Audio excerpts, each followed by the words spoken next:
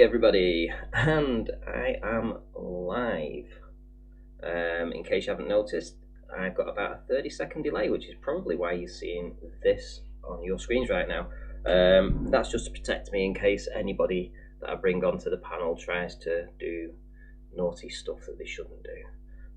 In which case it will give me time to end the stream and live for another day, so to speak, because you can never be too careful. Anyway, I'm going to do a few shout-outs because we know that we've got Ian Matteson was the actual first one in and he wants a prize, or suspects he'll get a prize, but he'll settle for a very over-the-top shout-out anyway, so there you go. Ian Matteson, nice to see you in. AJ&M, Mason B, NZD 20... And the question is, who's the giver and who's the taker? Right. I don't know what to say to that. Brian Mabbott, nice to see you in. Anthony Burrows, nice to see you in. AJ and M, Colin Dresser, Rob Kijan? I think it's Kijan. Twitwit, nice to see you in. Open panel, yeah, it's an open panel. Amanda Young, on fire, indeedy. UK 2222, nice to see you in. Seek and Find, hello. SE Montreal and Pete Shea. No Rumpus or Brenda tonight. How about a chat about the ether? Why not? Why not, Pete? I mean, to be fair, I'm in a group now that's specifically talking about that right now, and the chat is on fire. So why not talk about that, Pete Shea? If you want a link, let me know. Yeah, I don't feel like Rumpus or Brenda tonight, to be honest.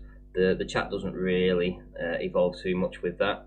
Dragonfly, nice to see you in. Brian Mabbott, Storm Williams, Dr. John D, and Devant, Joe Taylor, and many more, I am sure, before the night is out. Right, okay, so let me bring in my first panelist. So we have Paige waiting patiently, so I'm just going to give her a bell right now.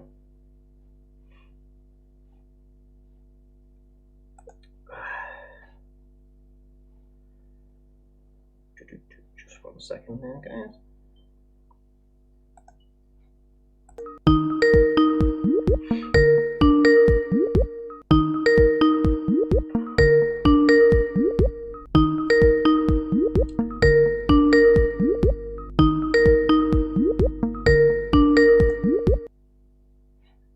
Well, he says waiting patiently, maybe too patiently. Right, okay, let me get Pete in. Pete's waiting 1 second.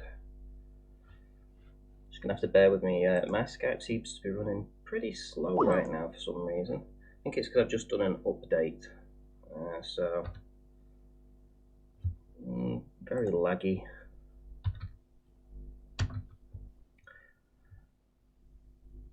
Right, here we go. Who else do we have in? Science works in mysterious ways. Indeed, are you a flat earther or a globe earther there? Be interesting to know.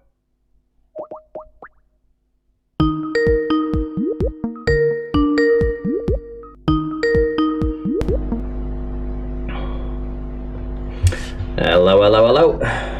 Hey, how you doing? I'm doing good, yourself?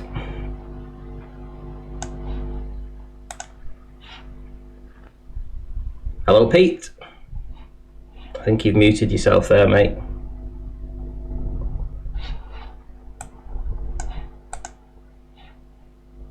There we go, I can hear you now. You can hear me now? Okay, excellent. Yeah, coming through good. Right, so, yeah, good stuff. You want to talk about ether? Why not? Well, I mean, it's over time, isn't it? It's let's have an open and a sort of honest discussion, taking everything back to basics, as opposed to being told what you can and can't talk about. It's like a dirty word, isn't it, almost? Which is very strange. It's really, very strange, especially once we've sort of almost foregone everything else that we've been told. So anything that we refer back to from our old belief system and take it sort of on board without questioning, well, you have to be very you have to be very well, get up very uncomfortable about that. I say the same thing about the Bible literalism. These are all things that we're carrying over from beforehand. So at least let's look at them with new eyes or from a new dimension or direction. Let me say one thing. It's most peculiar that the likes of Brenda and Rumpus, if they were on here now, would agree absolutely with John Quantum Eraser and Nathan Oakley and panel, by the way. They all seem to have a similar view or same view on this most vital of issue. No discussion about it. No sort of breaking it down and application to flat Earth or further. So what do you do with that, Ranty? What do you think? Well, obviously, quantum mechanics goes back all the way to the Big Bang, essentially. So, if you're a believer of that, you're essentially a believer in the Big Bang. So, what can I say? Right. And I mean, it's ultimately up to an individual to say what they have to say on the matter if you're looking to find out what it maybe is the nature of this place, right? We know what isn't. Brenda and Rumpus make it absolutely clear for us. You're telling us they're broadcasting it, that they're playing a part, right? They're immovable. They're ridiculous. They're beyond a certain point, everyone is going to see this, and I think that's the way it goes. So once we realize what isn't, that's fair enough. But as individuals, surely this is all about what actually is, right? Who am I? Where am I now? And what's the story? I was on with Dell the other evening, just briefly, because he had the question of what is gravity. The minute I started to talk about what I thought gravity was, or just back it up a small bit, well, then there was trouble because you're getting into the area of speculation and, outside the realms of what can be proven or can't be proven. Well, that's bollocks, like, isn't it? We know what isn't. So the only pathway now is what is, unless we set certain restrictive gates ourselves. And there seems to be a very restrictive gate around ether, Ranty, and I came to an amazing realization the other evening almost, and I'll maybe get into that a bit later on. I know you're probably expecting other people. So anytime someone comes in, or let anybody know.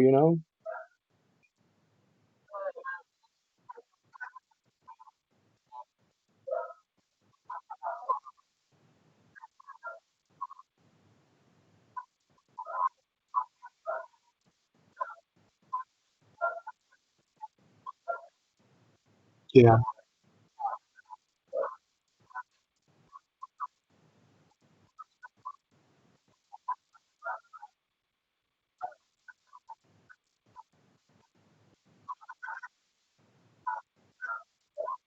Right.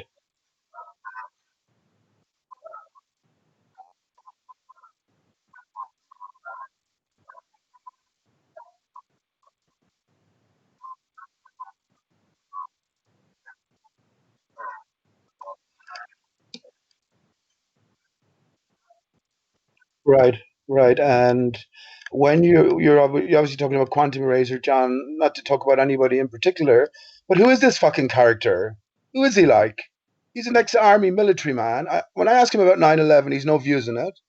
And I knew him from 2015, 16, if anyone is wondering. Like, so he was one who was in talking pretty much the same way, doing all the arguments on Earth Discussions channel, etc., but always remaining behind the scene. And now he has a platform, and he should put.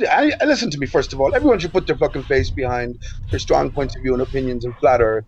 No reason not to. You know what I mean? It's such a suspicious arena already. That's the least you can do. But when you decide not to do that, then you have to have a little bit of humility and sort of stand back and not be the sergeant major from the corners. You know what I mean? It's not right. And I think are you splitting off somewhat from Well, Nathan Oakley? Well, my point, because I had my mic muted before, so only you were the one that was able to hear that. So my point was, I'm just going to repeat this, was that there's a big debate going off right now inside of Flat Earth, and it does seem to revolve, ether versus quantum mechanics, and there's an awful lot of people that believe in the ether, and there's just a very few people that are actually pushing this narrative of quantum mechanics. Yeah.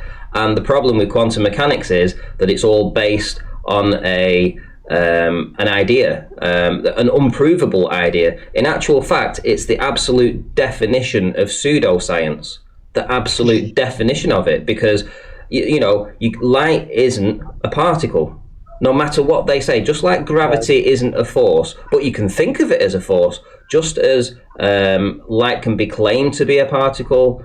or acts like a particle, but it actually isn't a particle. It's a photon.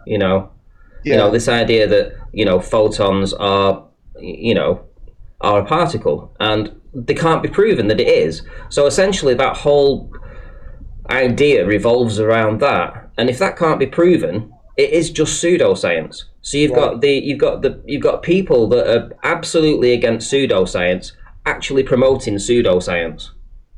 Right. So there's a blatant contradiction here. There's a blatant contradiction. But you pointing that out, woe betide you if you point that out.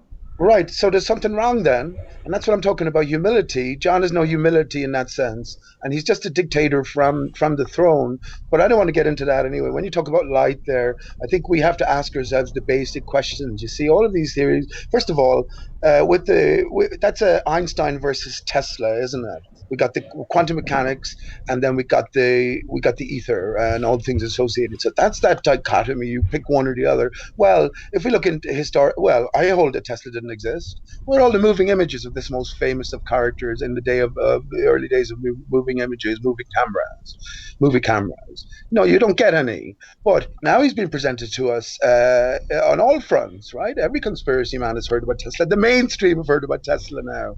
So there's something else going on. But we have to go back to the basics, right?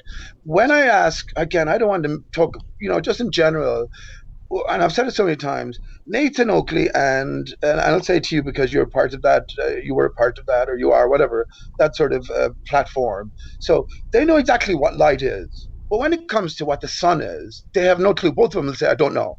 Now, there's a blatant mismatch there as well. That doesn't work. You can't describe something exactly from something that you have no clue about what it is. You won't even venture to say anything about it. So there's something wrong there. But fundamentally, as the basic question that we must ask is, well, what is our environment now? If we're flat, what's the possibility? What's going on? List a few possibilities, and then sort of try fit things into that. I tell you, one of the major realizations, absolutely a massive realization. When I say it, I think you'll get it as well, right? We all understand that when the sun comes around, everything changes, right? So there's an energy force associated with the sun. What the heliocentric ball has done and beyond has separated all of the heavenly bodies, in inverted commas, right?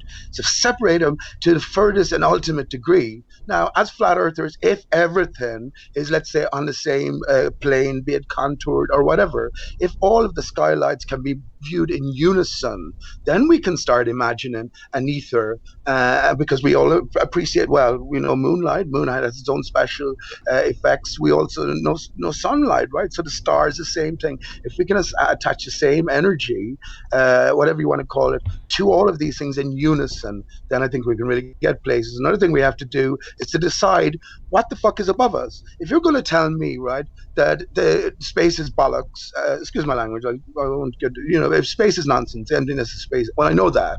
I've known that since it was a flat earth to begin with, right? But what is there then? That's what it's all about. That's one of those what is questions. And just for myself anyway, I think you have to sort of venture down certain pathways, see what sort of evidence you can find and how much it gels into sort of the greater story that you've been reading from day one. And I can expand on that later on. But absolutely, we get back to the basic thing, Ranty. Well, what is light? What is light? So we have to make inroads on both answering what light might be and also answering more importantly what the source is, right? So that's what I think. I think that, like I say, that debate's just it is literally up for debate because nobody knows. There's no, science doesn't put its hat on it, so to speak. It doesn't say it's one thing or another. It says one minute it behaves like a particle or it behaves like a wave. Sometimes it acts both. Sometimes it's dual, but at the end of the day, it has no mass. Right. So if it has no mass, it can't be by definition be a particle. Right. You're the theoretical bounds are being broached. It's another one of these gravity things. There's a basis for it, but it's been sort of misapplied, or at least applied in a non scientific way anyway. There is a phenomena, and I often talk about this myself. If you've seen me in chat or talking about my own hangouts, is light, or visible light especially, and heat from the sun are effects, right? They're not within the source itself. The sun isn't hot. It's an intense frequency. And for me, there's waters beyond. So what's the natural opposite of empty space? Well, heavy, cold waters. When I talk about heavy waters, I'm talking about, colder water will flow less quickly than a warmer water. That's why warm water freezes more quickly than cold water. So, yeah, something like that. An energy field holding it back. So, yeah, I could expand upon that. And as I said to you during the week, maybe I'll put together a slideshow for about half an hour and talk about my picture as to what the sort of the whole system is doing.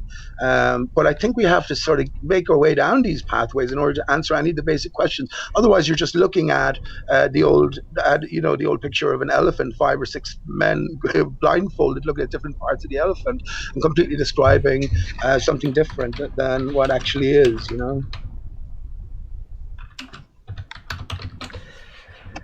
Yeah, it's so. What's your opinion on the ether, Pete?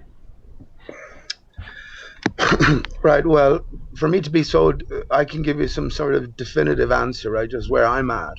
But I think that would be too specific for people, and I'd sort of lose people. You know what I mean?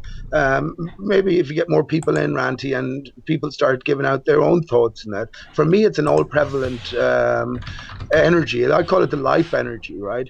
So if we're not on a spinning ball, there's something else going on to our reality. And I think if we look to many different sort of areas and put our own sort of individual brain to things, we can sort of paint our own picture. Now, it doesn't have to be absolutely right. You'll never know if it's absolutely right, I guess, but certain things certainly will fit into place. And I do look upon all of this as a great puzzle as well.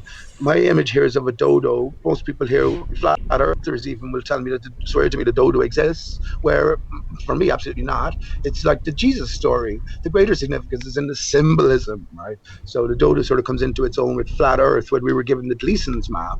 And if you rotate it upside down, picture of a dodo jumps out at you. So then there's a whole other pathway to connect. Ultimately, ether, for me, Ranty, we live in a broken system, right? The tree has been cut. The tree of life is divided, right? So we are divided as well, male from female, self from self. And that's what the dodo represents, right? The duality. So we have the division externally and division internally. And the upper barrier, or you can call it the lower barrier, has collapsed because the support and structure has been cut away. And then we find ourselves in this broken system. The results we see in terms of all the skylights. And, well, this earth is, when we think about it, it's a desolate land, a wasteland. And if you remember the No Forest and Flat Earth video and the subsequent video, they touched on all of this sort of stuff. So, yeah, lots of different areas have to be tied in together. But ultimately, it's an all-prevalent sort of soup, if you will, and it's associated with this divided tree of life, which I've come to call Aristarchus. And it's not just me. I know there's so many different clues around, right? But anyway, because the distribution system has been cut, this is what we remember at Christmas time, by the way. We get the evergreen tree, put it on the X, artificially lighted up, and with a big star at the top, right? So, yeah, it's been so it's been cut down, divided, and then we have the distribution system completely fucked up, but the power is still going, right? So we have a collapsed barrier, and we're under that sort of I call it the reactionary force, right? The energized force that's holding back the waters beyond. It's a reactionary force that we're under, and that's the ether. And it also sort of incorporates gravity as well, this pushing force from above, right? It's the reactionary force to the actionary force holding back these waters beyond. Everything stemming from the North Center, the most mysterious place on Earth, right? But it keeps coming up and up again and again. Just do a quick mic check. Paige, are you there? Yeah, g'day guys, how you doing? Yeah, doing good, thank you. Yourself? How you, Paige? Yeah, I'm good. So there's a bit of a discussion going on about the particles and light and ether in the Skype group. Yeah, very interesting.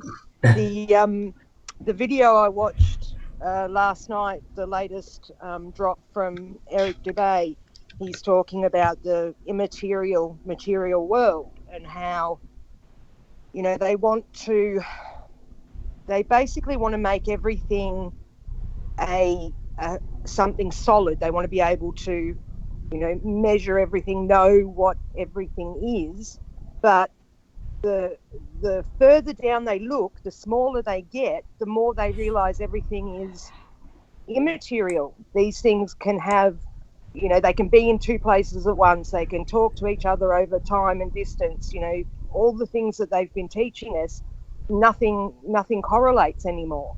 And I think they're finally realizing it's just getting rid of the ether has made people not understand how that can work, how we can have, you know, quantum entanglement, shit like that. What's your gut feeling? Well, we're definitely not monkeys. You know, we're definitely not here because of an accident. Nobody, you know, I don't care how much you don't want to believe in God. It's ludicrous to look at the world and the things we found out and say that we're an accident. It just doesn't make sense. There's something much bigger going on. And whether we're even allowed to know what's going on is, you know, whether we're even going to be able to find out. You know, men have got big egos. Yeah, I think that there's that Karen B was called out today as well for something. Oh, was that Black Swan? I don't watch Globebusters. Yeah, Bob's got a bit of a problem with me too, because he called me a liar. I told him he timed me out one day, and he said, "Oh, you're full of shit. I have not. You're a liar. Stop spreading bullshit." And I went, "But I was on my other channel." He goes, "Oh, so you're getting around on socks, are you?" And I said, "No, it's my bigger channel. I just happen to be on that one. I tell everybody who I am. Just because you didn't know doesn't, you know, make me in the wrong." And he started having a go at me, and he ended up going, "Oh, well, just don't come back to Globebusters." And I felt like saying, "Well, I don't watch it anyway, but all right, whatever." But I think Karen. I think the fallout from Quantum Eraser today calling out Karen B. That's more what I was talking about, though. Yeah. I think I'm hoping that Karen means that, you know, that every photo is a photo of Flat Earth. I'm hoping she just didn't understand the gravity of what she was saying, that, you know, that Nathan is right. We didn't understand before what a slam dunk this was. And now that they've formulated the argument, now we can go and look at all the other photos that show the same sort of thing and go, another Black Swan. But, you know, right now, that was the first time anybody had really understood what that was showing. So I'm kind of hoping she's not just, you know, just wanting to be, I don't know whether one side wants to be better than the other side or what, I don't know, but it seems there's two totally different camps on Flat Earth, and it's really hard to be stuck in the middle. Yeah, for sure. Let me just say, Paige, that's not new. The Black Swan is not new at all. And if you were around in 2016, I suppose, 15, 16, this was all brought up. I didn't come to like 2017. Yeah, this was all brought up throughout the years, and it's made this Black Swan. Has anyone else finding that Black Swan is coming up more and more? I tuned into, or just one of the YouTube suggestions was a song called Black Swan on the Late Show with James Corden. I've heard it in a few different places as well. I'm very interested to listen to Radiohead song, actually, Black Swan, but actually it's a military term. If you want to, I can read something from, because I just have it here actually, just looking at it. It's associated with military. Let me just write. September 11th is called a Black Swan event. Princess Diana is called a Black Swan event. World War I. Was it?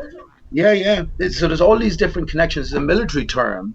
And I can read it, but it's easier just to post a link for you. You can read it yourself. So I knew this. I mean, Princess Diana, now remember, was a hoax event, or at least if that's news to you, that's not to you, Paige, but anyone listening. No. Well, then you're behind the times. We were always meant to see through these hoax events once we sort of looked into them a bit deeper. So it's the same with September 11, 2001. So I've often asked Why Huey to though is what people want to know. Right. Why? Like that's what people can't understand. Right. Well, listen, I could talk about a few things there. Sirius is very important in all of this, but it's all symbolic. It's a symbolic hoaxes, right? And ultimately, I think, Paige, is the story of us all is being told. You talked about Eric Dubay talking about the immaterial versus material. Well, of course, yeah, the heliocentric model that we were all engrossed in is all about the material, originated by Aristarchus of Samos, by the way, Ranty. So if we think about this material-only philosophy, material-only world, well, then we end up in a certain place now as we've come to flat Earth. I don't think there's one flat Earth atheist out there. At least everybody would hold to a higher power, even if that includes yourself. Right? We know we're in a construct of some sort, and as a material, we outlast the material. Or sorry, as the immaterial, we outlast the material. So who's to say as you just to answer another point you made, Faye, who's to say that we're not here to put all of this stuff together, to work it all out, because that's the nature of the game of life we've entered, But that's just the Black Swan and the military association with it. I can read some stuff here, but I won't bother. I'll just let you read it, or you can post the link yourself. You just have to scroll down a small bit. So I find it very interesting anyway, and timing is everything sometimes. But let me just say that back in 2016, and I was talking a lot about this, there was sort of hangouts like Nathan's, it was called Earth Discussions, Flat Earth Debates, these sort of things. We have a load of ballers, and then there was like John Quantum Razor was there, I was there was lots of other people there as well, John Watson, lots of people there back at that stage, and all of these things come up. And I'll tell you this, and I said it to Rumpus, and I said it to George as well, every single time I came on with an image, and especially once I realized the mirrored water layer, because when you're looking out over an extended plane, as the Black Swan image shows, you're looking all the way along the water to the target and beyond. So you've got to take this into account when you're trying to analyze any picture. But every time I was trying to point out this mirroring down to this water layer, I always got the same objection from every one of the ballers, which was this visible horizon is the geometric horizon. Everything has disappeared behind that. As you saw with Rumpus the other evening, they've completely changed that position, every one of them, and deny it to the ground. So where are you going with that? Yeah, they have to deny it now, don't they?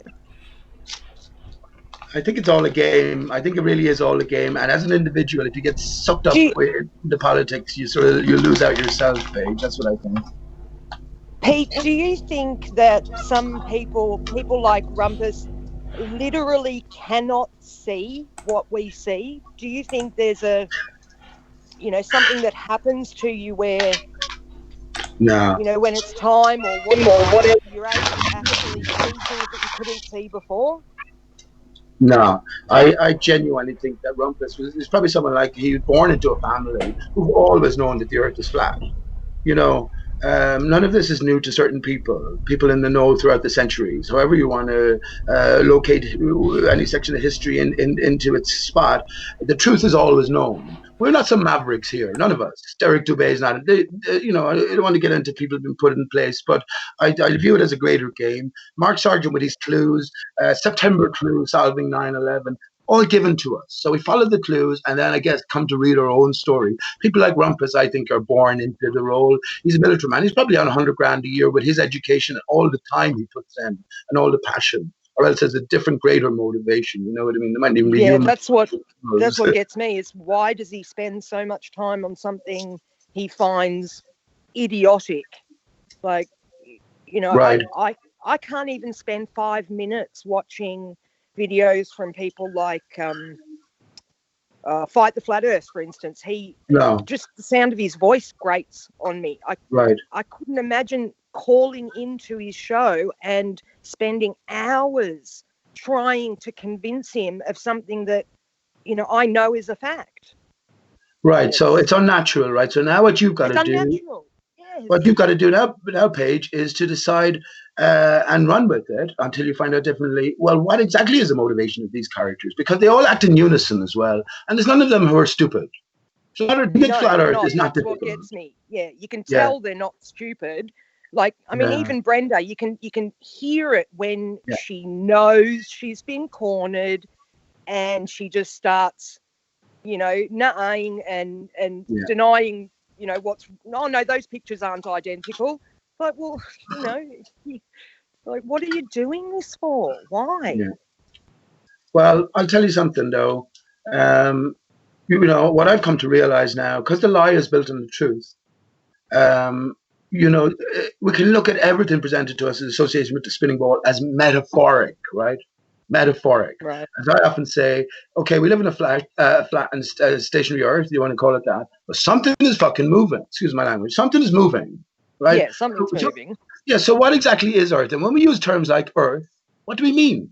You know, if we're just describing one aspect of it, like say the surface, well, if we don't deal with what may be underneath, or even say there's something underneath, we just leave it in a blank slate. That's why I say to flat earthers, draw a picture for your beautiful child, right, of where you are at flat earth in the minute. Draw a picture. They'll say to you after you send them to school and they get taught all the nonsense. Well, mom or dad, this is my home. This is a beautiful picture. Here it is. I live there. Look, I can point myself out. And you tell them, no, that's not the case. Well, draw them a picture. That'll tell you how far you've got in terms, not you, Paige, or anyone here, just one has got in terms of their own pathway through all of this. And as I said, it's vital to remember flat Earth was handed to us on a plate. None of this is organic. And a lot of this stuff and the ability to sort of communicate en masse like this came about post-2001 as well. But I think any of this is incidental. So I do think, hello, check. Can you hear me?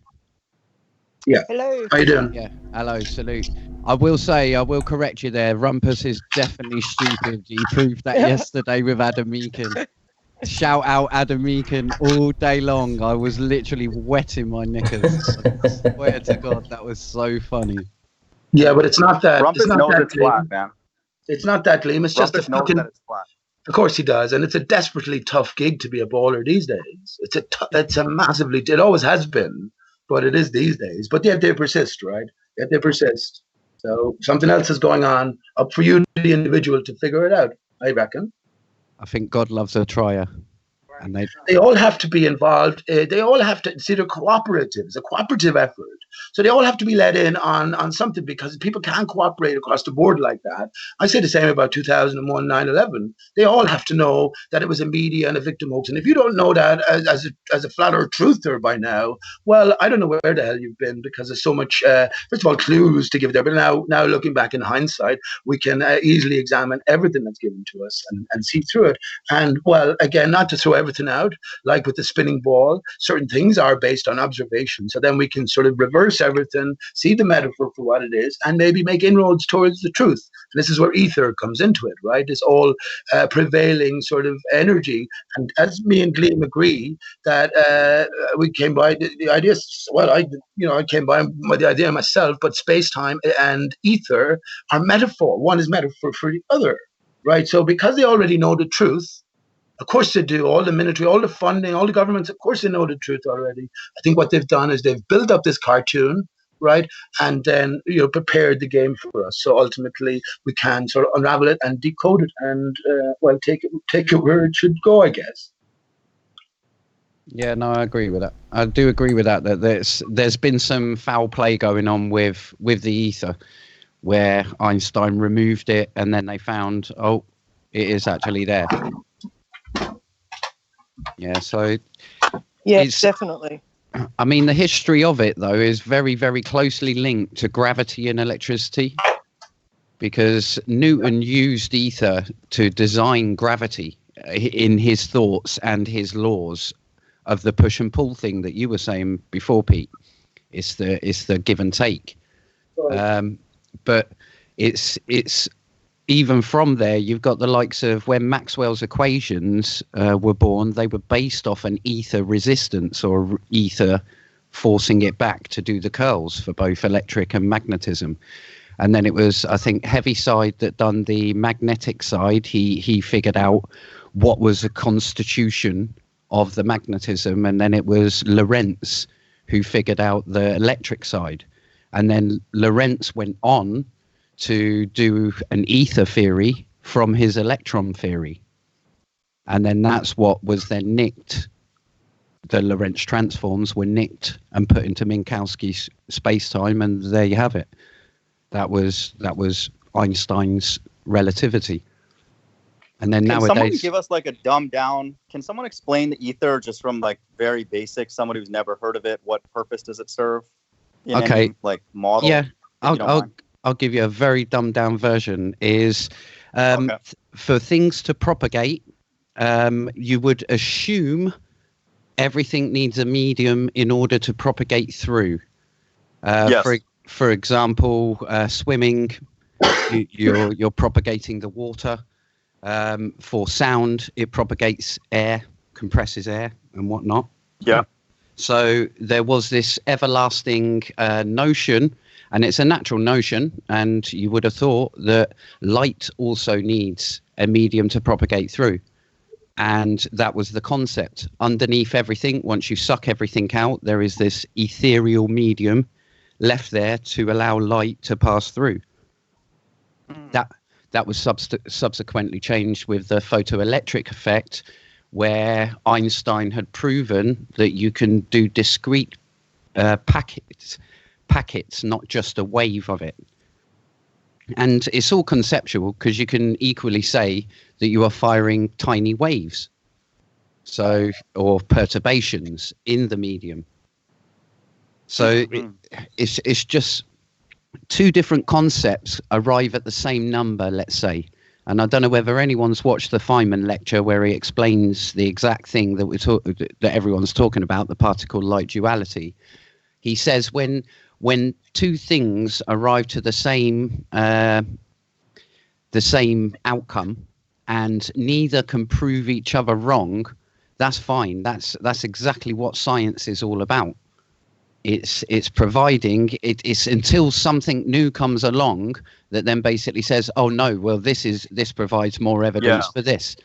So it's exactly science. We don't. Sorry. He puts it across as we don't have to know. He's not scared of not knowing.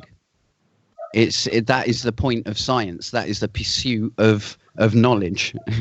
So Something new has come along. A lot of briefly. people are scared of Definitely. not knowing, though. many new things.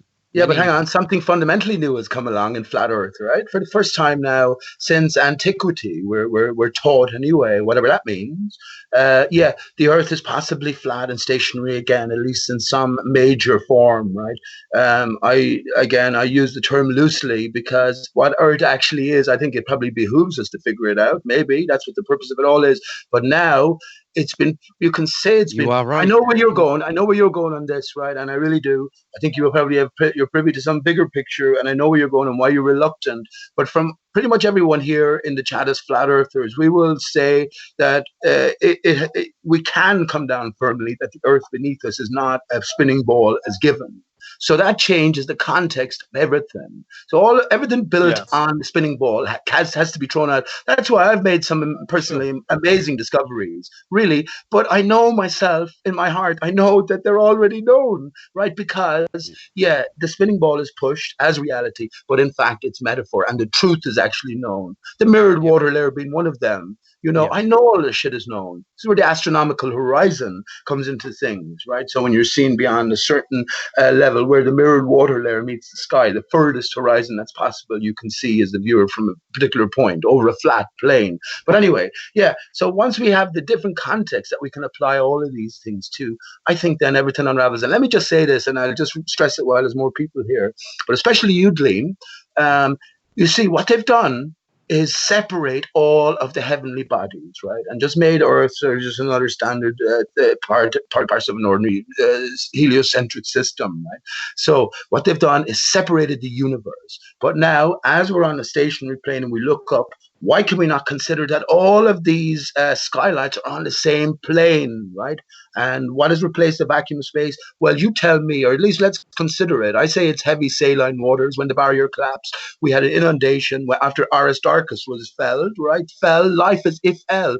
Actually, think about this, right? I say we're told the truth as children. It's sort of a pains and conditioning that were brought into the lie. Rockabye Baby. Just go to the lyrics. I'll just go to them quickly. Rockabye Baby on the treetop. When the wind blows, the cradle will rock. When the bow breaks, the cradle will fall. Down will come baby, cradle and all. It's telling us upon entry. But anyway, the point is that if we consider all of these heavenly bodies on one sort of plane going against a contoured surface, a barrier of some sort, I say it's broken. We have an inner and an outer barrier, right? The outer barrier we're under begins low at north, highest at the equator, about 60 miles up, Kármán line distance, and low at the southern peripherals as well. So if we consider everything to be on that sort of plane, then we can view the ether in a completely different sense, because now we all know how the sunlight, or the sun with all its power, transforms everything. So we can associate the same sort of energies with all of the rest of the skylights. You know what I mean?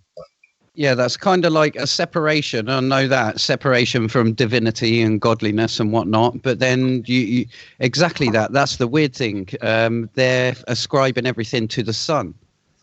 Obviously, Right. sun worship, and it's. I don't know. I don't know. I think it is a massive conceptual play, and I Everything think exists Son of whether Man. you are there or not, and you can't know that. Well, what is the sun? What's your views on what is the sun, Paige? Have you any inroads? I think we have to make inroads into these things, especially when we consider the sort of symbolism regarding the story of Jesus, right? There's plenty of Bible literalists who are dead set, and Mind of God is here as well. I mean, Mind of God, why won't you consider historical revisionism? I mean, are you just going to throw out all the symbolism associated with Jesus, the living man who died at 33, Well, no, and just take it literally, right? Well, I treat the Bible like any other book. Like, you know, they talk about the usefulness of the heliocentric model having predictive capability. If the Bible did not have predictive capability, I wouldn't take it seriously. And so if it does not, what did it predict? Many things. Tell me something it predicted. Currently, in our time, right now, or in the past? Anything. Right now, Sodom and Gomorrah. Yeah, Sodom and Gomorrah is a good one. What do you mean? That in modern, there was a historic destruction of Sodom and Gomorrah and a modern day destruction of it as well. Was there? Where was that? The modern day? America. Oh, hang on. But that's interpretive, right? I guess a more literal, like, or maybe just Jesus Christ's birth, it would be one. Yeah, but hang on. What if the same people? I hold that the Bible was written in 1611 by the same hands as works of Shakespeare. Shakespeare was famous, the biggest pusher of the Globe Earth, right? He had the Globe Theatre. Read through any of his works. Let me give you a quote from Hamlet. I had rather be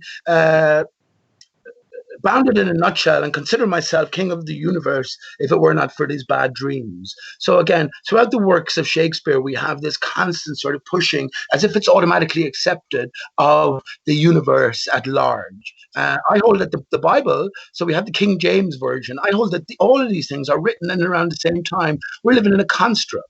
Right. And I mean, to consider this, it's a massive thing to consider. Right. But I mean, what are you going to do? You're just clinging on to the literal aspect and saying that there's no other. What if the same hands wrote everything? I'd say it's the hidden hand, HH, right?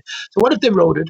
And because they're in charge of steering history, they can self-fulfill these prophecies. But that's not even, I wouldn't take that as a direct example that the Bible proves anything. You must have something better than that, right? Well, there is one that the entire world will be microchipped. And if that doesn't happen, then the Bible's not true the way I've understood it. Well, that's just more, you just have to read. What do they know about microchips? You have to read into it, you see. That's interpretive. No, I know, but it's interpretive. And then if it doesn't follow through, then I would obviously dismiss my interpretation. Of course. I'm not that attached to it. Let me just tell you briefly. Look, I hold the Bible as true. What experience we're having here is all sort of controlled, right? So I hold it's true, but not in the literal sense, not solely anyway in the literal sense. For the most part, that's fair. I would say, Pete, as you incline my ear, and people like Plain Truth to symbolism and preterism and all that, you also should be humble enough to leave open, just the way anybody should, that your understanding is not. Okay, fair enough. Then yeah. Sure. And I understand. Look, the sun, we talked about the sun worship. What do you call the thing you worship most in your life? Well, your sun, right? So there's an equation being made between these things. It all comes back to who are we, and who did Jesus tell us we are? Mind of God. Mind of God. I'm asking the mind of God. Oh, Jesus. That's funny. Were you asking who Jesus rhetorically? there Or was. If that I go to the genuine Gospel of question? Thomas, right? If I go to the Gospel of Thomas, I get a very different set of instructions from Jesus. I'm not aware of that.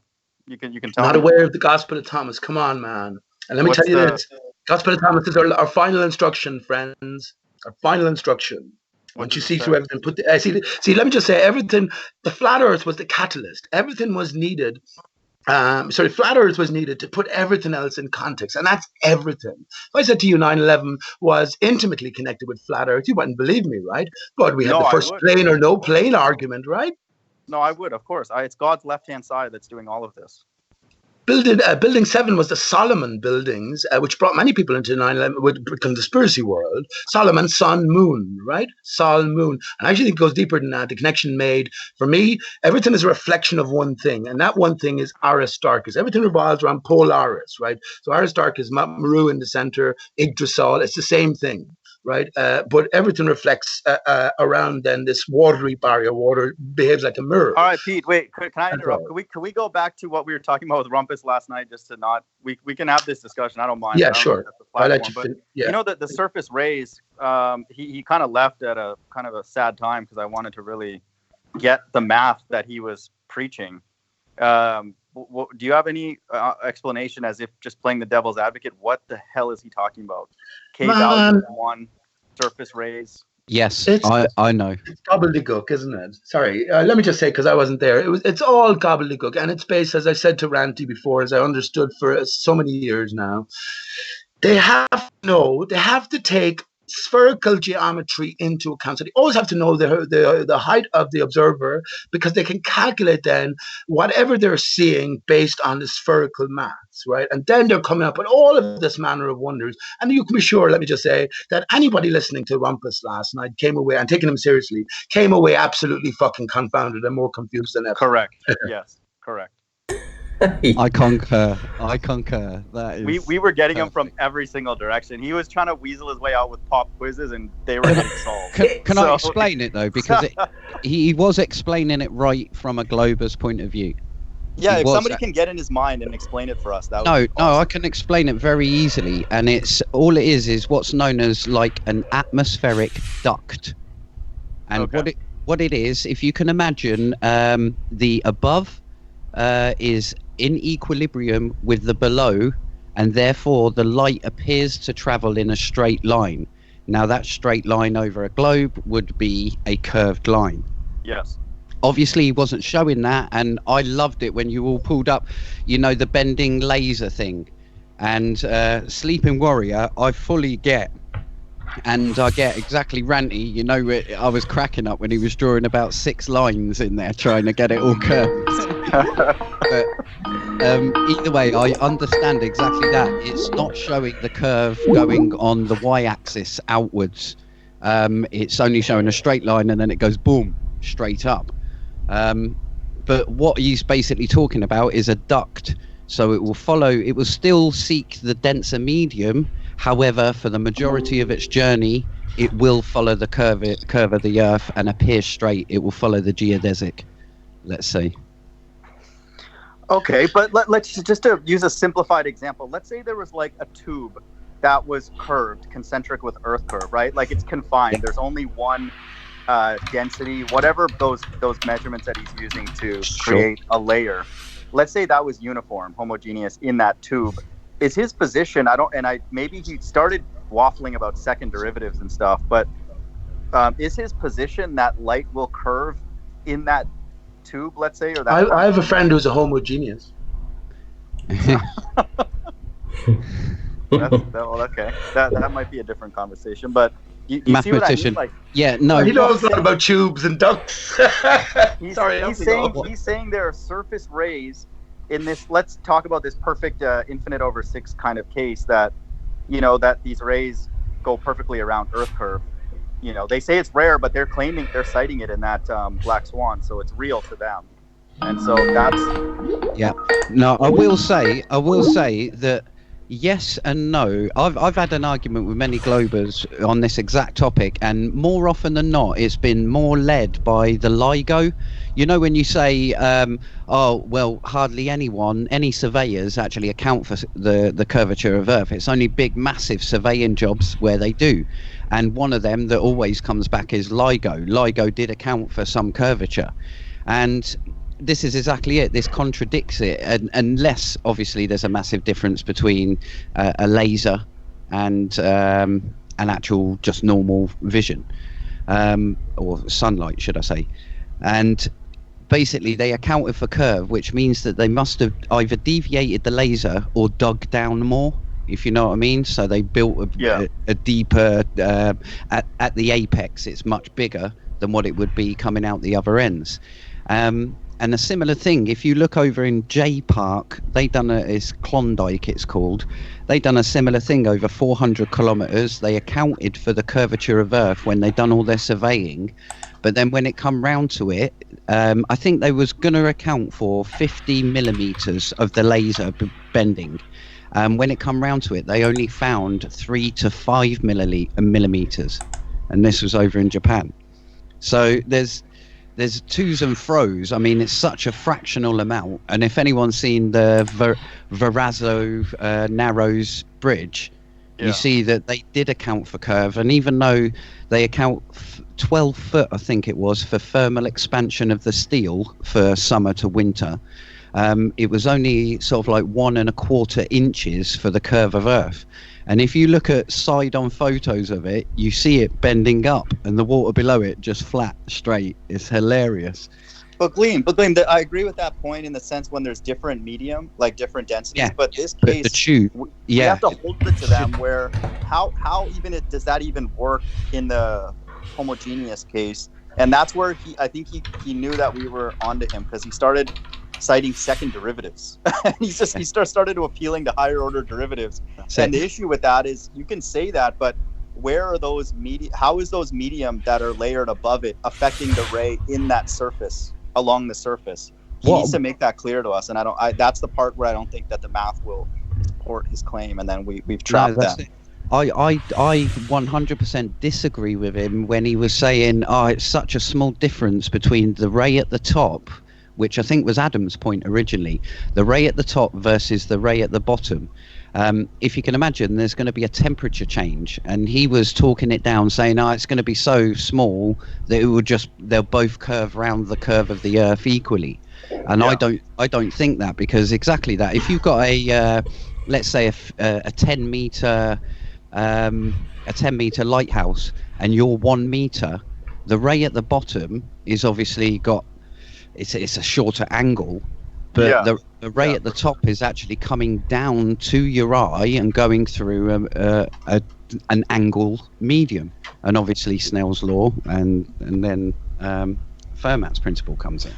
But Glebe, in a way, I didn't agree with him when I was making those statements. I just was letting him move on because I know that that's his assumption. But want him to say schooled him. You both schooled him yesterday. It was hilarious. We know the top and bottom have very, very different optical properties. That ray, I would rather be a ray leaving the top of that lighthouse trying to get to my observer than the bottom, 100%. For sure. Once again, I was going to say it's all about context, right? So you can imagine all you like. Well, and this is what Rumpus is expert at doing. He's employed to do exactly this, and he'll tell you himself. You saw the body of work he had up yesterday, Ranty, and he always carries around with him. You know that lighthouse picture that he had? He's been shown that since I met him first, way back. The very first time I come on, he said, "Let me show you something," just as enthusiastically as he did yesterday. But let me just say, for the last 2 years, all of that body of work, he's working with another guy called Philip, and even from his own words, he talks about the whole of the body of science is behind him, right? And they're breaking new ground into coming up for explanations with some of the images that have been thrown up throughout the years by yourself as well included, Ranty. Now, if you go back to Jose's, I find this all fucking hilarious, right? Go back to Jose's channel, and he has a famous what they call a multiple fold dynamic.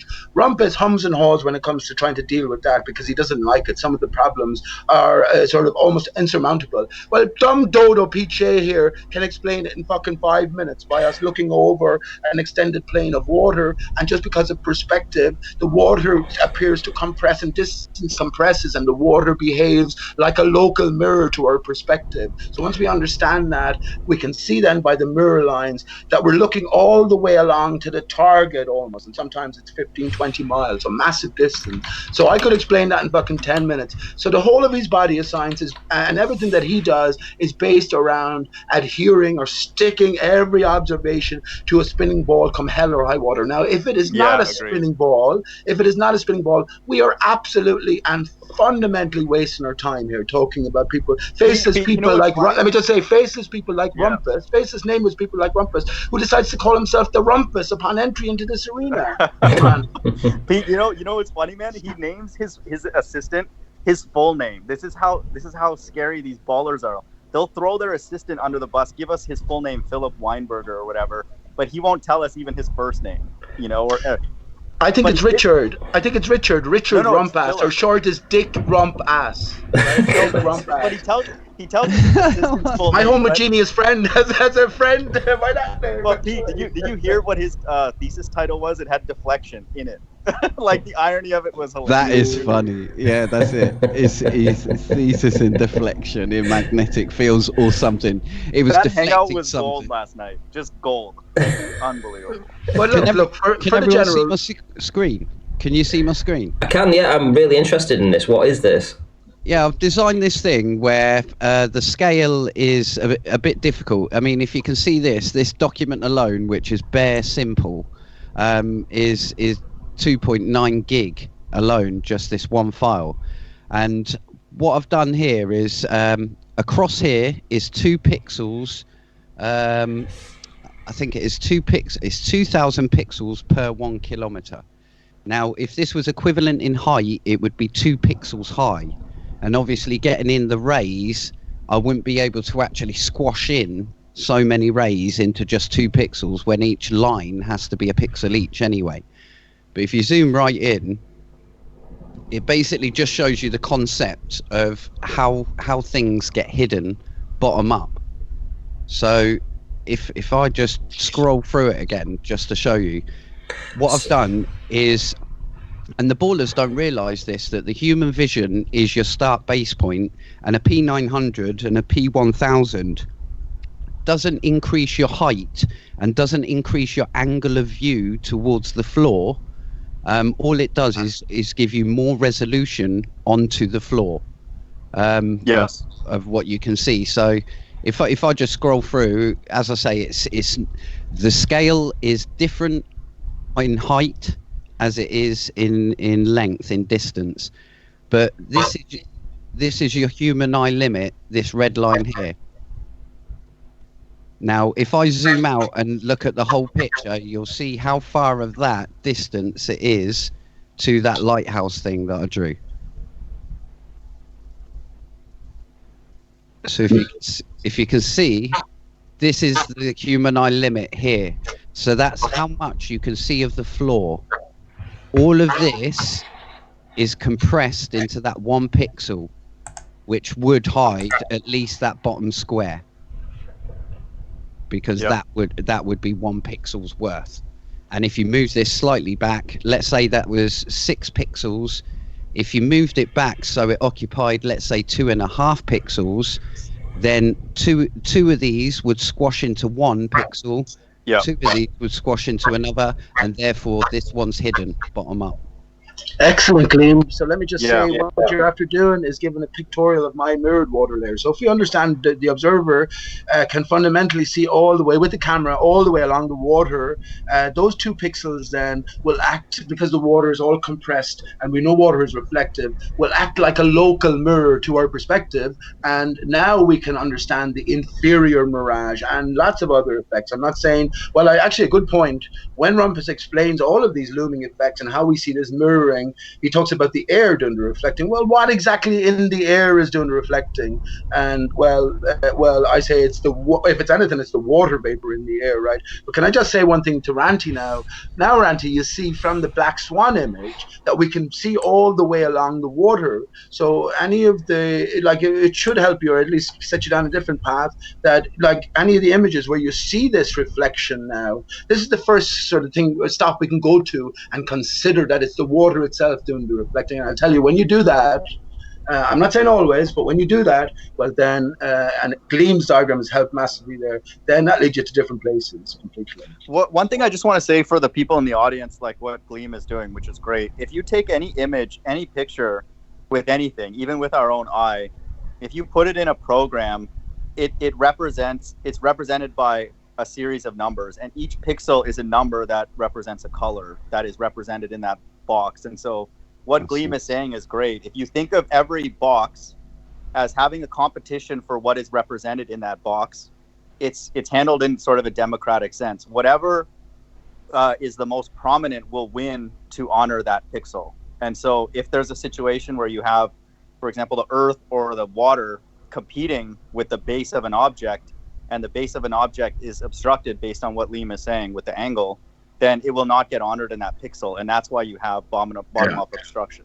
If you think do you think that the military, mind of God, do you think the military doesn't know all of this? Do you think that they do, man? And Rumpus knows it's flat, man. Rumpus 1 zillion% knows the Earth is flat. That's why they send us in, Rumpus, because we waste our fucking time dealing with them. That's what I'm telling you. That's what I'm telling everybody. But anybody on this panel, when we talk to other smart people, they don't say stuff like Rumpus does. Like, they want the answers. They want to look at other options. They don't want to just look at theodolite or like one optical, they like a lot of other different things. And he's just, you can tell he's so dogmatic that we know. I'll tell you another factor in all of this. It's the English accent. It's the British accent. The Americans, because you see, I can go into it. At least us Irish here have some sort of sense of fixed roots, But lots of Americans have this, sort of cloudy past, let's put it that way. So yeah, they look up to the British in a big way, and you have all of these posh shitheads then, like Rumpus, which I think is common as muck, right? Any liar, no matter how smoothly you speak, you're as common as, well, I shouldn't even say that, right? But yeah, you know what I mean. But yeah, that's another persuading factor. So I said long ago, you're not going to get anywhere with these, but what you will do as an individual is you'll sharpen your own wits, and even in short order, you should be able to handle the likes of. No one's denying that Rumpus is an educated man, and don't think for a second that Rumpus couldn't put forward absolutely excellent flat Earth arguments. Don't think that for a second. Any of them can. They probably do on secondary character somewhere. But Pete, that's how he predicts Sleeping Warriors images. They'll run the software for the flat case. They'll know what they should expect, and then that's how they seed their curve case. I guarantee that's what they're doing with the ray tracer. But I can't prove that, obviously. But it comes back to what light is as well. What does it mean? What is a ray of light? What do you think a ray of light is, mind of God? Dude, I don't know, man. Like, I'm so lost in like what's going on. I'm barely keeping up with this. See, that's what I'm saying. You can share. That's what I'm saying. I mean, we have to delve a bit deeper than that in our own thoughts and just express it. There's no proving anything at this stage to anybody. As I come on here or anywhere, I just express my own thoughts on the matter. But I do think that how can we just afford to fight against the likes of Rumpus? It's all pointless if you just end it there. But I think I just think it's cool now with what Gleam did with that visual and what the Black Swan. I think everyday layman people, and really we're all laymen because we're not taught optics across a flat surface anywhere, much less the specifics. So like, I think now a lot of us have a lot of confidence and can push back, because the amazing thing about a liar is that if you break the lie down to its root, eventually it'll be a binary decision. Do you believe one thing or another? And I believe last night that's what we boiled it down to, but then he got tired and had to leave. And so Rumpus has been defeated countless times over the years. I've said it many times, mind of God. The Bible literalists were waiting at the door of flat Earth for us with their book in hand. The church has always had control over science and religion, so there's a deeper, greater game here. We're all wondrous beyond measure. Let's start using our brain. Let's figure this shit out. If not for yourself, for your children. Let me just say this: when you look out now at the universe, I can see Sirius. I could talk ages about Sirius, how significant it was for 9/11. SIRINUS, right? So we're in a divided state as well. But you can look outside, you just go up, even from your rooftop, wherever, and you can actually see 3/4 of the fucking universe. It's amazing. So when we consider everything in due sort of close and personal terms, who's to say we can't figure this stuff out? Who's to say we need to go to people in wheelchairs who speak through machines for the secrets of the universe? You know what I mean? Or trannies married to butch men in drag like Einstein, or non-existent characters like Nikola Tesla, who's been made popular now by Seth MacFarlane, who's playing the role of Elon Musk. So it's all theater, right? At least now, Pete, we know who to not ask. You know, like it takes some time because Rumpus comes across convincing. So yeah, we know who to not go and ask questions now, in the very least. So that's the problem, isn't it? We know what isn't. So how do we go about finding out what is? Maybe that's our purpose here. You know what I mean? So Gleam, this these rays that you have on this diagram here, I'm looking at them just in, you know, with no atmosphere. What would happen if you had atmosphere going on here? Exactly. These would bend. This is purely geometric, let's say. This is their this is meeting them on their own ground using a Muppet vision to show them that there's a space there. So this is your horizon line. Yeah, even though this is well out of kilter, so in reality you'd be like half a mile up in the air on this particular photo. But if you're taking a photo across 40 kilometers, your horizon line is there, and then you've got all of this land all the way up to here squashed into 1 pixel, they would have you believe, and then there is you should see the base of that lighthouse, when it's nonsense. This would have reduced at the top angle and kept on coming down and down and down, whereas the bottom angle had already reduced and disappeared. So if you placed the light rays or what have you, going from the right, obviously from the target to the human eyeball, can you see how they're very linear at the minute and they're very straight and they go direct to the eyeball, But when you put a atmosphere in that and you have a gradient, how many of those light rays do you think would make it to the eyeball? It would depend on how. I mean, you've got sinking and lumen, so the sinking would either drop. The majority of times we have the conditions for sinking. That's the thing. Even though they say that they don't, that is the simple fact of things. Is that we have there's more ripe conditions for sinking than there is for looming. If you can imagine though, or at least see the fraction of angles we're talking here, even just to reveal all of this land, so you can see it again, you would need a change in the angle. Let's just go for a human eye.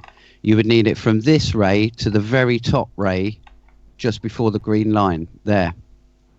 So that top ray there goes to the bottom of the lighthouse, whereas your horizon is here. You would need a bulk shift up, right, Gleam? That kind of thing? Yeah. How I imagine it is you now take this, and let's just pretend it goes to your eyes. So you now take 6 foot at your 3.5 kilometer mark, or 3 mile, whatever. You take that, and then you use this, and you find out how much this angular size would be over here. And then if you work that out, on this particular one, I think it would mean that it would cover 12 meters. Sorry, not 12 meters. It's 1 meter height, and it would cover 2 meters of the lighthouse. So you would only see the top 4 blocks of the 6. And that is just purely due to the squashing of that angle at the lower visual hemisphere, they call it. Yeah, it's how it all ultimately comes back to how we work as well, how we see anything, right? And remember, when we're looking on the ground, along the ground, our perception is taking in everything along the way, right? When we're looking at something through the air, there's no obstruction.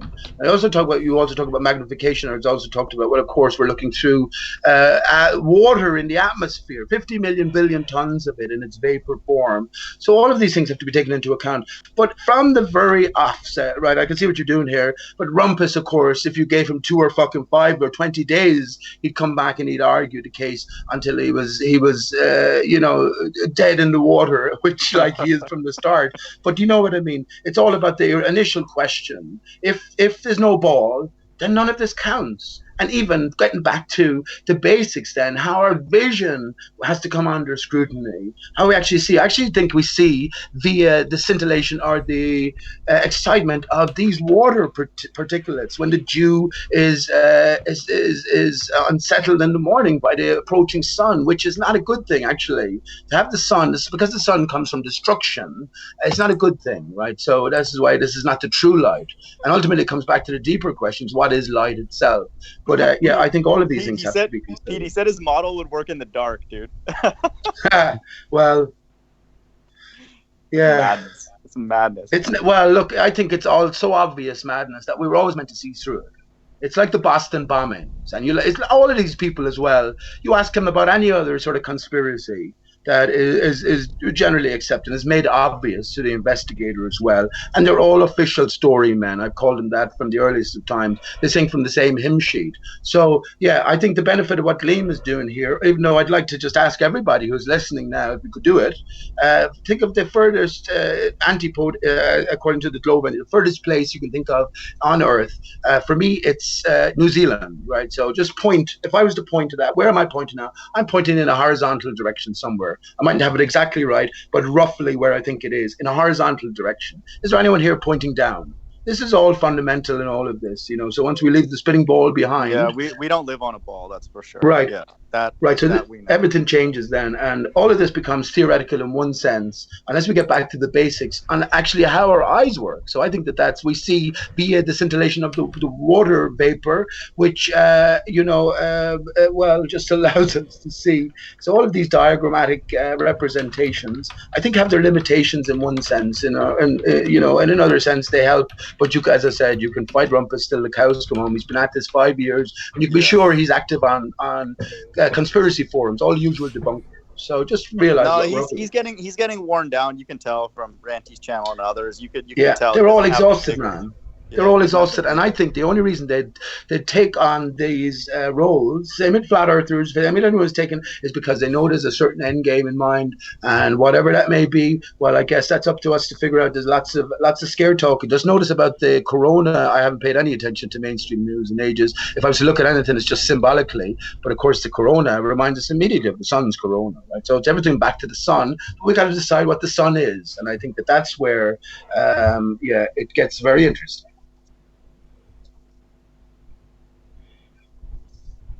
If you put water along that ground, then Gleam, same thing would happen, right? Same thing would happen. The water would appear to compress. Yeah, exactly that. We'd still have to be seeing, for the most part, all the way to the target. Otherwise, we couldn't see the target. That's what I think. Even though there's many different possible conditions within. But again, the water mirror layer, which can be many, many miles, might act as a local mirror to us. So that's why I think a lot of the confusion is there. But, yeah. Yeah, what gets me is that if you've got a wave on your horizon, this is where it would be. So if you've got a 2 foot wave or something, then it'd be there on your horizon. And they're saying, oh no, if you've got 2 foot waves or something, they're here. But no, they're here, which is already cutting out everything behind it here. So that hides. So let's say you've got a ship here. That could hide the bottom of that ship or small boat, let's say. Yeah. Let's say a big wave or a good decent sized wave, a little bit half a mile out could block the whole half of the little tiny boat. And then I could easily say, that's Earth curve when it's just a wave. Yeah. And that's why they call all clean images distorted, and they call all distorted images clean. So they have to do everything backwards. So that's why it's so frustrating. I had this very issue out with Big Blue Balls on Jose's channel, where there was a boat that came in front of the rig from one of Travis's The Plain Truth's videos, and it sort of blocked off maybe 100 feet of the rig itself, the oil rig in the background, right? So then a little wave came up, and the boat itself was hidden by about a meter or two, which, if we equate that to the oil rig at the back, would be 20 meters itself. It was undeniable, but they'll deny everything. It's just a constant denial. It's so frustrating in one sense. But once you realize, then these people are probably more here for the new people coming to Flat Earth. I met a group of 20 children just walking down the street. I stop occasionally to talk to people. I just asked them, had anyone heard about flat Earth? And well, out of them, 3 of them were flat earthers, not the mind they heard of flat Earth, and they all have heard of flat Earth. Wow. So I mean, there's great hope here, and I think any new people coming in, there's not too many places to go, but I think you'll find the right places anyway. Will hear the ridiculousnesses of Rumpus. They will make their way through the arguments themselves and sort of gel it with their own experience, and it'll be made all the clearer. So in one sense, Rumpus could be playing a heroic role. If it was always and ever about the awakening of humanity, someone has to play the sergeant major bad guy, right? we know we're not spinning. We know these buildings are not moving, man. That's a fact. So yeah. And something is spinning, and that's why I can understand Gleam's sort of reluctance. Good afternoon. Because when it comes to when it comes to what actually is, how can we say anything? How can we be definitive about anything? So I understand that position. Yeah, how's the grift going? How's the what? Sorry. How's the grift going? Grift. Yes, it's a word. You don't know what that word means? No, I don't use it. Sorry. It's what you people do. It's what Ranty does, and QE, and Nathan. It's scammers, like grifters. Yeah, scammers, mind of God. Mind of God is a grifter. No, I'm a grafter. Isn't that a swindle? Yeah, you're a fraud. Swindler, yeah. You're a fraud, mind of God. You're What's a the fraud. motivation for the fraud? Come in shooting from the hip. This is Your the own reputation. this is the extent of Brenda's content. Just so everybody knows, this is all you're going to get from Brenda. would you- Why Randy let Brenda into that? That's Would you explain? laughable. Would you explain this image, please? How do you explain a picture? Any flat Earth. Hold on, Brenda. Isn't a picture self-explanatory? That's why they say it's worth 1,000 Because words. can any flat earther? I just actually explained it. I just actually explained it because I talked to Mind of God and Gleam about how Big Blue. We were exactly through this, Can you and the explain boat. this Hang on, image? Brenda. You asked. Hang on, please. So Brenda, the boat came before the image, right? And the wave, as What Gleam boat? was talking about, excuse me, a wave could block There's out no a boat. certain There's no amount boat from in the anything in the image, distance. Pete. So that's my answer to that, right? There's no boat in the image, Pete. There's just 2 platforms. Right. So it's Obscured. waves then. They're obscured by the horizon. How is that possible on the flat I know Earth? you're only here to waste time. High here, tide. So It's just a you simple know. question. High tide. Brenda, How is Brenda, this Where's the tide horizon? explain a Where's the picture. horizon, Tide Brenda? hiding them? But hang on, where's the horizon, Brenda? Where's the? Can you point out the horizon here? Yes, the horizon is right here. Right. It was When we look at the explained other to you image, yesterday, this Brenda. yeah. When we you look at the other explain this image, we see image? the I just horizon want- behind both of the rigs. So where is No, the I want horizon? you to Does the horizon explain move? This image. This image. It's off. You You need- wasted you need time. Why to did you give leave him in, Ranty? Yeah, Science. she's just Give me wasting science that explains this image. This was explained to you yesterday, Brenda. No. You In didn't detail, explain it. yesterday, in detail. No, you gave an Yeah, ad hoc. Randy did You gave explain an it. ad hoc explanation. In detail, This is yesterday. the horizon. What is the definition of a horizon, Ranty? Oh no! What the? Wow. What is the Are definition we of a seriously horizon? going to entertain this again? Brenda, Okay. haven't you other things to be worrying about? Haven't you you made the Horizon. drastic decision to have your balls and your cock cut off? Yeah, You other yes, things to be the- worrying the about. horizon Plot is twist. where Wait the there. horizon is where the sun, Plot I mean, twist. where the sky, Brenda, I want you to do a meets derivative. the Earth. This is I want an Well, your own explanation, admission as well. scientific explanation you for want. this image. That's The what I believe horizon in. is where the sky apparently meets the. But the, wait, uh, Brenda. Brenda, did you surface. catch? So did you catch where what Gleam is? did earlier? Did you, So did you catch where what Gleam- is? Yeah. Can you did explain to me, mind of God? Explain to me Yeah. why half of this platform is missing, and parts of this other platform are missing. Where is it? Yeah. So Explain- did you catch explain what it to Gleam me. was? Did you catch what Gleam was showing Um, earlier? No, I don't pay attention to lunatics. I have the answer. So, Brenda, as you say, the horizon is where the sky meets the water. So in the other image, we saw that hang on, Brenda. So in the other image, we saw that the water, where the sky met the water, was well beyond the oil rig. So obviously, the water moves in relation to the sky. Therefore, the waves in the near ground are blocking off the waves in the far ground. So I want you to explain this image. But wait, Pete, let me Yes, I just did. answer. Let me answer just because she asked me. Like, so if you look on my channel, for example, I did a simple test walking down my hallway, right? You can actually make the claim that the hallway is slightly curved or bendy, which is fine. But Yeah, all it does is which is support true. this. Yeah, and but all it does is support. All it does is support Waves this are slightly observation that curvy. a small wavy ground can obstruct 2 or 3 inches of my feet, which is blown up, this is what's happening here. Like a wavy water layer can obstruct objects bottom up, just like I showed. The waves in this image are very small. So any that's not you can see them properly. You can see them. No, you can't. This is the wave right here. But you don't know waves. You're not understanding. Those are waves. Those waves.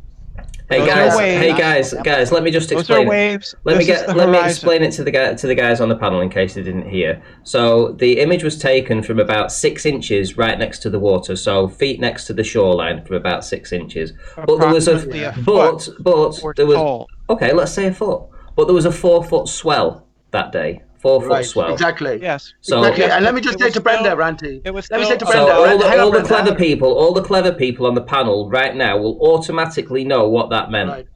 Right. So hang on, Ranty. So just Brenda. So you hang on, Brenda. When you were asked to point out, excuse me, please, 1 second, Brenda. When you were asked to point out the horizon that the rest of us immediately pointed out in the Black Swan affair, you said you didn't point out that. So why are you pointing out this horizon when it's equally as visible? But you're saying that this is the actual horizon. Why are you so confident that this is the horizon this time? I can see it. This is the horizon right here. I'm asking you to waste of time, and I don't know why you let him in, Brandy. I can see it. I'm asking you to give me a scientific explanation. Brenda, this image. We know what you know, and I know that Ranty is desperately trying to cover up the image with his chat. He's definitely trying to do that. Easily explained. It was just explained. It was just explained. It was just explained. Explain it. Yeah, your perspective. You are my perspective. You are 1 foot. Are you listening? It's because you're too busy talking. You're not taking it in. You are 1 foot off the ground. You have an object. No, listen. Wait there. Don't talk. No, it's not 1 foot off the ground. It's 1 foot above the water.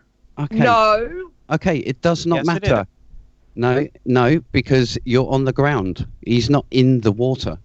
Now listen. Anyway, there is a swell. The water level. It's above the water level. There is a swell of 4 foot at whatever mileage. Let's say 1.22 miles.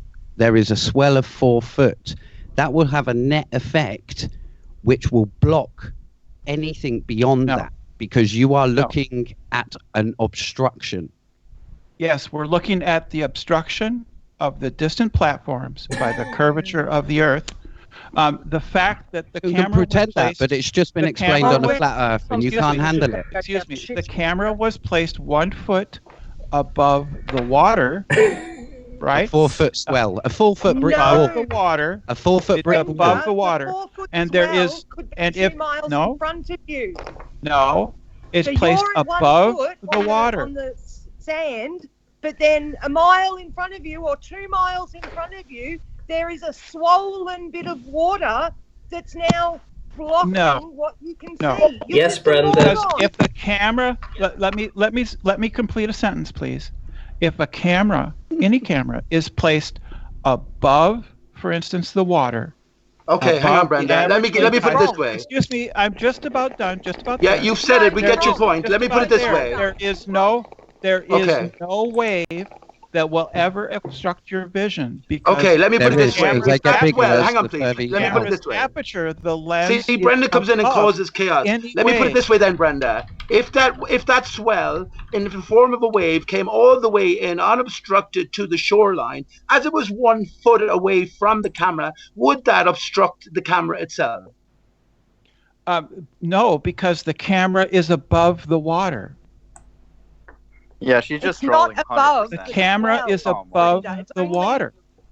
The wave settles out as it comes in, Brenda. It loses its amplitude. That's correct. So if that wave came intact, as I said, if the wave came intact all the way to the shoreline, would it be above the camera? Yes or no? Well, the camera would get wet then, wouldn't it? Now, as we go out, is the only possible curve downward. Hang on, please. Is the only possible curve downwards. So that wave would have to be above the camera at whatever distance, right? If it's 1 foot. If I place a camera 1 foot above the beach, and a 10-foot wave comes in and overturns the camera, then yes, that wave will obscure any kind of vision beyond. You're a fucking tit. Ranty, why did you let him in on purpose, didn't you?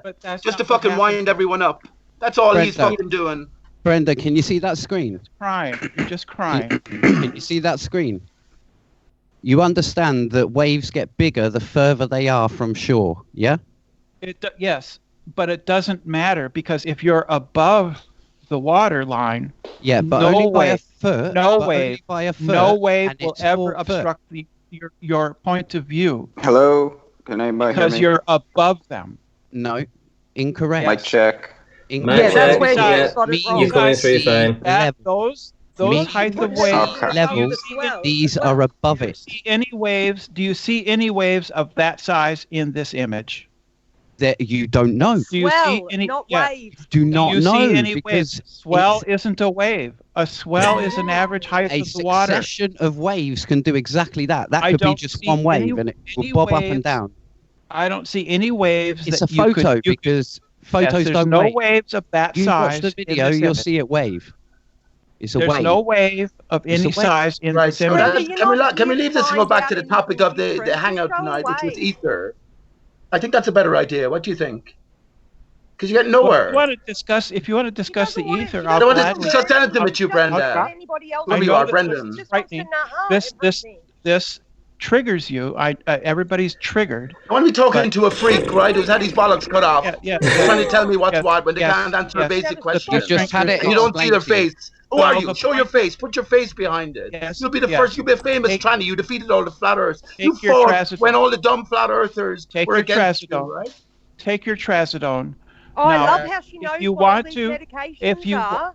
If you want to discuss the ether, I How can many discuss the medications ether. are you on, Brenda? You're a waste of time. You know all the So- names of them. So Damn, girl, can you damn. if you want to if I can't hear. Okay, let me ask you a question about the Sounds like ether, she Brenda. sounds Let me hot. ask you a question about the ether. Do you find it funny that you happen to agree with Quantum Eraser, Nathan Oakley, and crew about the ether, that it's all a load of bollocks? Do you happen to agree with them on that? And is there anything else you can think you agree yes, I with do agree with them? You So- do agree with so- them? Yes, of They course agree I on do, atoms. because the ether was conclusively refuted by the Michelson-Morley experiment. Okay, but do you find it funny that you Refuted. agree with Nathan and Quantum Only Eraser one when pretty much type everything was. else you disagree? They are correct. The ether Maybe you're on was the same refuted side by in some the way or other. Michelson-Morley experiment. Incorrect. That's total It nonsense. was refuted Yeah, it is by correct. modus. Have you read the by- paper? Have you by read the modus paper? tollens, No, not at all. by It was. modus tollens. Incorrect. By modus tollens. Have you if read there the Oh, was- paper? you're getting like Brenda, just take a minute. pre-programmed Just take a minute. responses. Just take a break. You need to allow me Take to a break. talk. NPC. I will talk back and forth with you. It was a modus No, tollens. no, you'll If there- talk forever the without modus anybody tollens. else. If there is an ether, we will detect a What drift. is the ether, Brenda? They What did is detect Not the detect drift. a drift. They did. Therefore, there is no ether. They It's a detected did black detect swan. drift. It's a black 0.01113. swan. The Michelson-Morley is a black swan. Okay, There can is we no ether. can we do a mic check here? So right at the hand, can you do a mic check? Check that you're working. Hello, can you hear me? Yep, coming through good. Okay, How you good, doing? thank you. Right the What hand. up? What's Hey, up, man? I We thought that was never your chat, voice. dude. What's your beef, man? What do you not like about what's the debate? Like, what's your issues with the whole Yeah, dialogue? give Right the Hand 10 minutes to talk. I'd love that, just to hear everything. Go on. Just Yeah, allow for me to sure. complete a No, sentence. Brenda, I'm more no. than happy. Stop. Yeah. I'm Stop. more Well, than I leave will Brenda, take leave 10 Brenda minutes, finish his Brenda. sentence then, and then I'm I'd love to more hear than Right the Hand. happy to Go have and a read back the and forth conclusion with of the any paper. We're not flat more earth- than happy to Go have and a read back the and forth with conclusion you, of the but paper and shut come up. back. I'm more than happy to have a back and forth with any flat earther one-on-one. Go and More read the than paper. Go and read the Michelson-Morley paper, page 2. It will tell you exactly what they detected, and the conclusion tells you it Didn't- did not delete It's what they ether at all. didn't. It's what they didn't detect. They detected it. It was a No, failure. they didn't detect The the spin Michelson-Morley of Earth. experiment was a failure. No, They it wasn't. It was a failed null to detect result. the ether. No, No, they incorrect. failed- Incorrect. they Go and read the failed paper. to- It doesn't say that in the paper. It doesn't say they- that. Go All to right, the all American. right, Brenda, Doesn't you matter win. if Brenda, it's you win. literally in the paper All or right. not. It was Michelson-Morley is a modus Letter. tollens. Oh, Michelson-Morley is a modus Oh, tollens argument. If there is ether, we will detect the diffraction Okay. fringe. They failed to detect the diffraction fringe. Therefore, there is no ether. It's a modus tollens. All right. It's Wrong. a Okay, Grant. refutation. It's Thank a you, Brenda. black That's good. swan. Thank you, Brenda. Let's Good. hear from Right the Good. Hand. Thank you, Brenda. Let's hear Did from someone Right the say- Hand. That was, So my take on the footage here, the picture you have on screen here is Brenda's asking you to explain a picture. You can't explain a picture. Okay, the picture is the picture. Brenda, I let you speak. Come on, be a lady. Take a seat. Cross your legs. No, she's a bully boy. You talked over me. Well, I didn't say anything. I've been sitting here Yes. quiet. Let him speak. Let him have it 5 or 10 minutes, man. Come on. Then you can comment at the end. Let's make it, Brenda. You can be the first to comment, right? So let's hear right the hand out on that and the ether as well and everything else that's going on. So the idea that you can explain a picture is why there's so much back and forth is because two sides are looking at a picture. One is saying, this is why I see this. The other is saying, this is why I see this. You have to cut to what is empirical and proven is what you see. We both see these platforms in this configuration. Now, somebody's going to say, why do you see it like that? You can make up a story if you want, but that's not going to definitively prove why you see it that way. It's just going to be your personal assertion why this picture looks the way it does, because it will always look this way, regardless of whether you explain it 100 different ways. This picture will always look like this. So your explanations are irrelevant to the way the picture looks. You're only explaining it for yourself. You're only doing it to solidify some idea that you have in your own mind about what the Earth is, and this picture will conform to that idea. Ideas don't get conformed to. The picture is the picture. So explaining it is a complete waste of time. That was philosophical gibberish. The point is that scientific explanations have explanatory power and make future testable predictions. That's the difference. Did someone say ether? You can't explanations can't have power, because I can explain how a unicorn can be created by mixing horse and rhinoceros DNA. That explanation has zero power unless it can be demonstrated in reality. Now you're going to power. I didn't say power. Right the hand. I said explanatory power. Okay, it's a word. It's a phrase. It's a phrase. The people listening can Google explanatory power. You don't need to. That's what theories and models have, is explanatory power. An explanatory power is a fancy way of saying you have made up a story for an effect that you were observing, and you believe with faith that that story is correct. But at the end of the day, it doesn't make... That's partly correct. You're partly correct. It's not partly correct. It's completely correct. It's a narrative. It's a narrative that makes future you're using fancy words. Predictive. Don't use narrative. Narrative is a euphemism. You're using euphemisms for guess. Narrative is not a difficult word. 8th graders can know this word. Yeah, I knew. I was speaking at 9 months, Brenda. I also knew I was a boy at 2 years old. I'm pretty advanced, so that's fine. Vocabulary doesn't. No, Brenda, we're looking. My vocabulary. I was smoking a joint at 9 months. Brenda, I'm rolling on myself. So science has a narrative, but the narrative has explanatory power that makes testable future predictions based on the logical consistency and the correspondence with reality that the scientific theory creates. It creates predictions based on the model that can be made in the future that are testable and repeatable. So one repeatable, testable prediction of the globe Earth model is that you could go above the Earth, turn around, and look down and see the globe of the Earth, the full globe of the Earth. That's a future testable prediction. Can you done that? No, I mean so it's not talking testable. about it's the future. I haven't done it, but it is not testable. Yes, it is. What does testable mean? Able to be done. It means that in principle you could, in fact, go high enough altitude above the Earth, turn around, look down, and see the curvature of the Earth, the globe of the Earth. In the future, it is in principle testable. Okay. What about if in principle it's testable that you went up high enough and you looked down and it was a flat? Because for that same thing, right? Sure, that would be also a prediction. Okay, so we both just spewed nonsense that has no impact on reality. No, that's not nonsense. They are testable predictions, and that somebody you can, at least in principle, find out. So what you're saying is the only way, the only thing that science is trial and error. No, science makes future testable predictions. And how do you know if those predictions are right? How do you know if those predictions are correct? Well, you leave you get up off your chair and you go outside and you test them. So trial Hey, here's and a test. Here's a test. Hey, look up. Look at my screen. See this flashlight? Look down. My phone. Nobody can see your screen. Share the screen. Share it and just boot the picture off.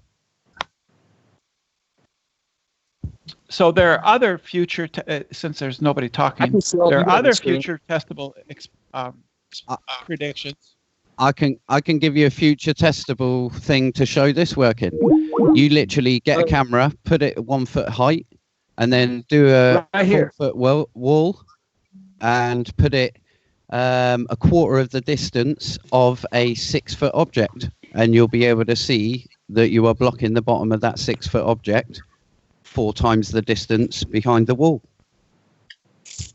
That simple. Perspective works. Can we move on? Can we move on to right the hand view on ether, please? And can I just ask Brenda a question on ether? What would be blocked? Before right the hand comes back and with his view, Brenda. So you talk about the Michelson-Morley test, or not an experiment officially, right? But that proved it categorically. But what was the ether beforehand, and why was it sort of so apparently universally accepted? That would be a question for you to ponder on. While right the hand is I know what I can tell you. What the answer to that is behind, right? I can tell you what the answer is. People thought. Leave right the hand express his view on ether and why he thinks there's such a massive sort of push against it on one side, and but you not so much on the other side. You asked me a question. Yeah, but I said you can ponder that and then get right. We know your view. I don't know right the hand view officially. So let's get his view. We never get to hear right the hand, so we always have to hear. He's almost as sensitive as I am. Yeah, so Pete asked me a question. It has been about 5 months since Right the Hand came on, so yeah, it'd be nice to get him to hear his thoughts. So my take on the ether is I did a video on it, but so I believe in. My theory is simulation theory, and the ether would be like you can't have a table. You can't just put a table in nothing. You would need space for the table to exist in, but you can't just put space into nothing. You have to create an area, and it gets into this like philosophical idea of what space is and yada yada. So my idea of the ether is the space that is like if you were going to create a program, right? Like Grand Theft Auto, before you make the world, you create the size of the dimension of the 3D world that you're going to be living in. And that's what you can manipulate inside of. And that's what I believe the ether is. The ether is the area of rendability that the simulation can, like every object you see is not quote unquote the object. It is the ether producing that object. So the ether transforms itself through code and unique, which comes up as unique frequency, but at the end of the day, it's a unique code that will show certain objects as different things. That's why everything they will say has a different vibration or a different frequency. You're actually kind of hearing or observing the unique code of that particular item, which is basically its rendering. Could I respond now, please? May I respond, please? This is what the original ape people thought with ether is. It's omnipotent. No, that's not. May I respond, please? Shut the hell. I haven't even said what it is. You can't say it's not. Ether is omnipotent, passive, and its sole function is to be a medium for for electromagnetic waves to propagate. That's it. Exactly. The ether is omnipotent. Omnipotent, passive, omnipresent. And its sole the function ether is God. In Newton's terms, yeah. Just going to give a couple of shout outs, guys. Just one sec. So we've got from JQ, Right the Hand. Be a lady and cross your legs. Thank you for this, Ranty. I said I'd pay, and you're a man of your word. You certainly are, JQ. Thank you very much for the super chat. And we also had Jimbo Con. Einstein's timing on the scene. Very convenient and a great show. Thank you very much. It had nothing to do with omnipotent beings. It had to do with whether or not there was about omnipotent beings, you monkey. And they'd already decided what light was, Brenda, and they'd already decided what sort of shape and nature the Earth were on as well. So don't forget that. If they were wrong about those things, well, how are you going to know? Do you know the intricacies of what they produce? Right the Hand was constructing a straw man The ether No, he is not. wasn't. He was giving his It's own not a personal view. simulation. It's not a simulation. It was a proposed medium that would what I account said. for the Omnipotent, propagation of light in a passive vacuum. medium. Yeah, It's he not was like talking about I his didn't own make a view. straw man. I gave Brenda. Do you realize Pete asked me for my opinion, and I gave my opinion? How can I create a Yeah, straw Brenda man when I'm can't simply think of giving any my other opinion You said on it what was something an is? You said it was your response to Brenda's the retarded. Michelson-Morley experiment. Can I It counter wasn't Brenda, Brenda? you what the That's ether stupid You was. talked about, and then you talked about You're how fucking you fake. can't Oh, know why if is there's he even cables. here? Jesus! Can I? And then Can you I Okay, you can't. guys. And then you talked about how we can't know if So tables exist, and we have to Brenda, Oh construct God! Brenda, hold on. a Hold on, you reality guys. in which to put tables. Hang on.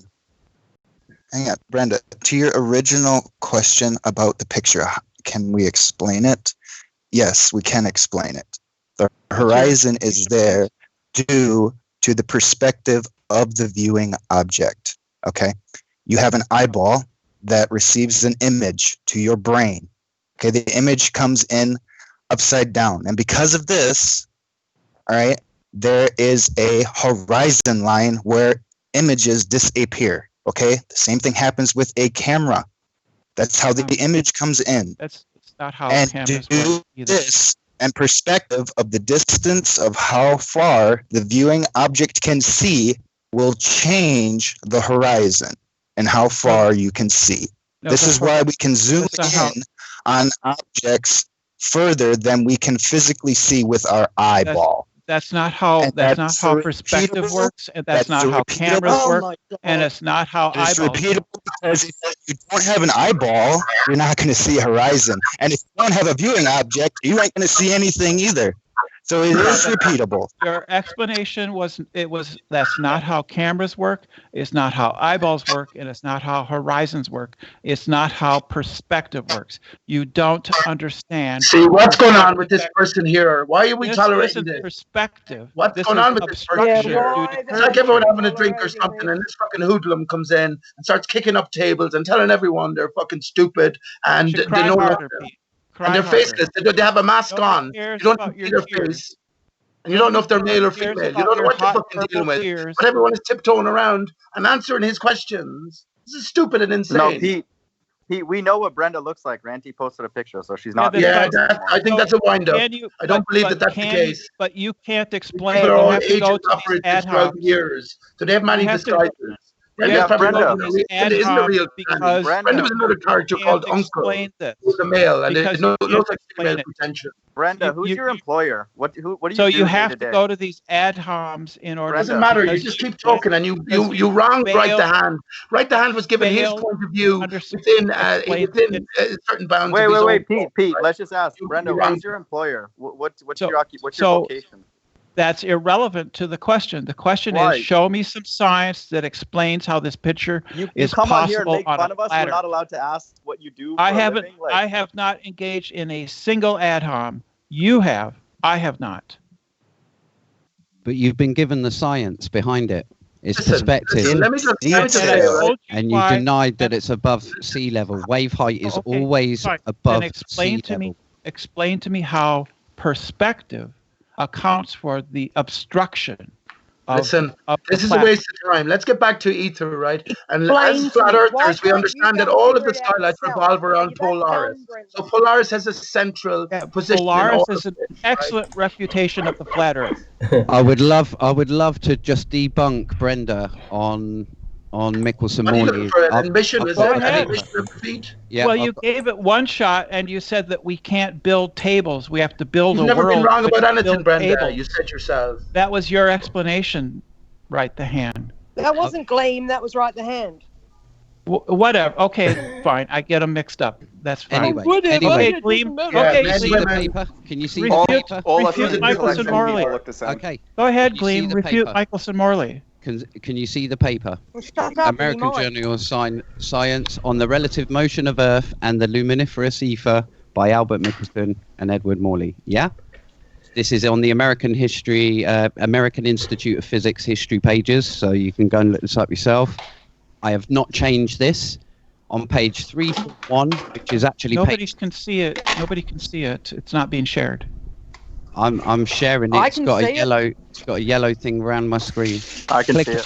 click on Nobody my can eye. see it. It's not showing up on the YouTube channel. Don't say I'm not- nobody can Yeah, see it takes I it can takes see 30 it. seconds. It's not being shared. Shut up, Brenda. Oh my god. Yeah, Just it's a coming sec. up now. Just It's 'cause coming up you now. can't see it. We'll wait. We'll wait. Like the Gotta world revolves understand- around. You got to understand your debunk. Yeah, the world's got to revolve around her. So you understand the experiment of an interferometer where you are sending light one direction and the other direction at the same time, and Correct. you're measuring a fringe shift in either direction. Yes. Okay. Yes, because under the theory that there exists an ether, the light will be slowed down in at least one of the legs. Yep. Now Right. this is based Right. on there being an ether and the Earth spinning. Yep, because that is the model that they're basing this on. Obviously. No, it's Yes. not. It's just based on the ether. No. Listen, they wanted to know how fast or detect the velocity of Earth. No, they wanted Spinning. to detect. They wanted to Through the detect the ether. ether. Everybody Can you bring knew up that that. appropriate No. section? They already appropriate knew code that the here? Earth Sorry. spins. Brenda, No, wrong. sorry. Brenda, if you're wrong about that, you can fuck off. Listen, it says on the relative motion of Earth and Yes. the luminiferous ether, meaning That's that just hard. Earth is Fuck off, moving Brenda. and the ether is either moving around it dynamically, or Right, the yes. ether is static and we are moving around and then it's creating So- a little whir so- inside. So that's like- something to say it was about both. You're already- wrong, Brenda. So should have the humility to fuck off out So- of it. so this is your um, debunk here. You said they Gleam- didn't find Very the opening ether. line says it, so you're Gleam. wrong, Brenda. Gleam, they already knew that the Earth revolved around the sun. Everybody did they know already that knew. so-called Well, pendulum was let's not distract from the point. You just said that Well, they no. didn't detect Yeah, the let's, fringe shift Exactly. and they Okay. deleted ether. That's So correct. it says here that the distance. So this is the equation that they calculated that it should be the wavelengths of the particular light, and the displacement expected was 0.4 fringe shift. The actual displacement was certainly less than 12th part of this, and probably 20th. less 20th part, sorry, and probably less than a 14th part. And if you calculate 40th. that out, 40th. Sorry, apologies. So I'm that's four. Is offering- that, how many decimal places would that so put it's it? 0.00113.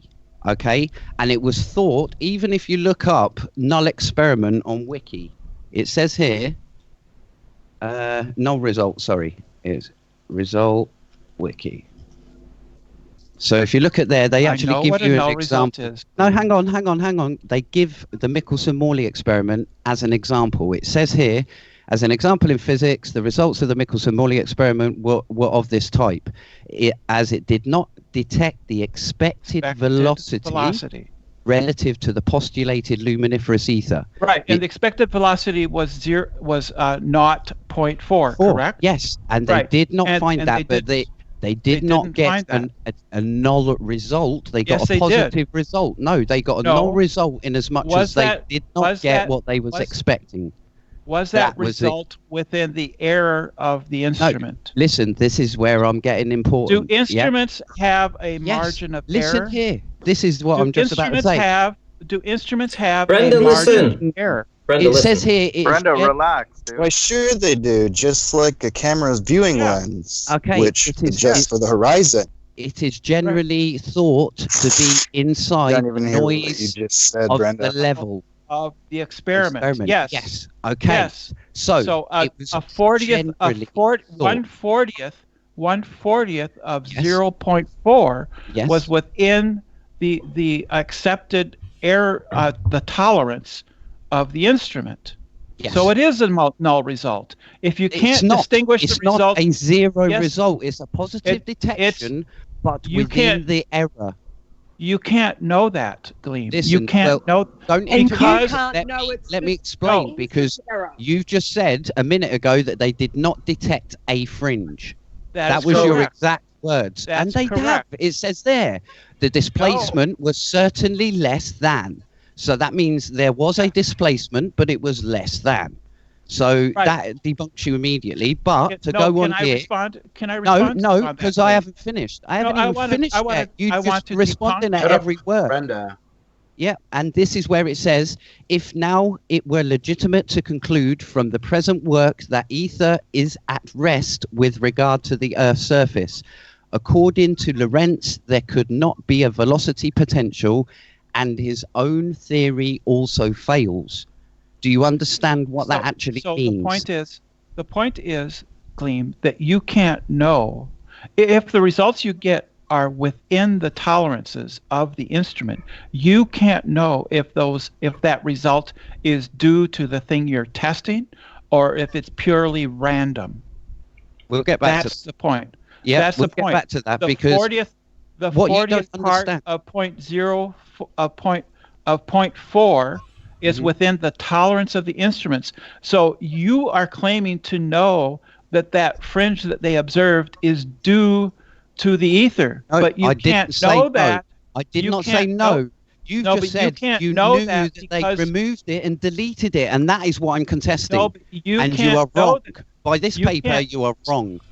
No, but you can't know that result was positive for the ether because it's within the tolerance of the instrument. Can I explain the rest of the debunk? Doesn't change what you said. Can I explain the rest of the debunk? Can I explain the rest of the debunk, and then you'll finally understand once your mind's not jumping. No, everywhere. I kicked her. Right, enough of that. Okay, can I just quickly? Yeah, you explain can the finish your rest of point. Yeah, let's finish your point. It's very pertinent to the whole topic. Where what happened from this? Yeah, what happened from this is Lorentz had what's known as the Lorentz ether theory, LET, which is actually built from electron theory, which, as I said before, if you remember, the Heaviside figured out the magnetic component, and it was Lorentz who figured out the electric, the Lorentz force, if anyone's heard of that. But he figured out what the electrical component of the actual wave was, Maxwell's equations was. So Lorentz had this ether theory. Now what he done is he was in the University of Leiden, and guess who was his best mate? Einstein. Now what Lorentz done is then said, no, wait there, I want to rescue the ether.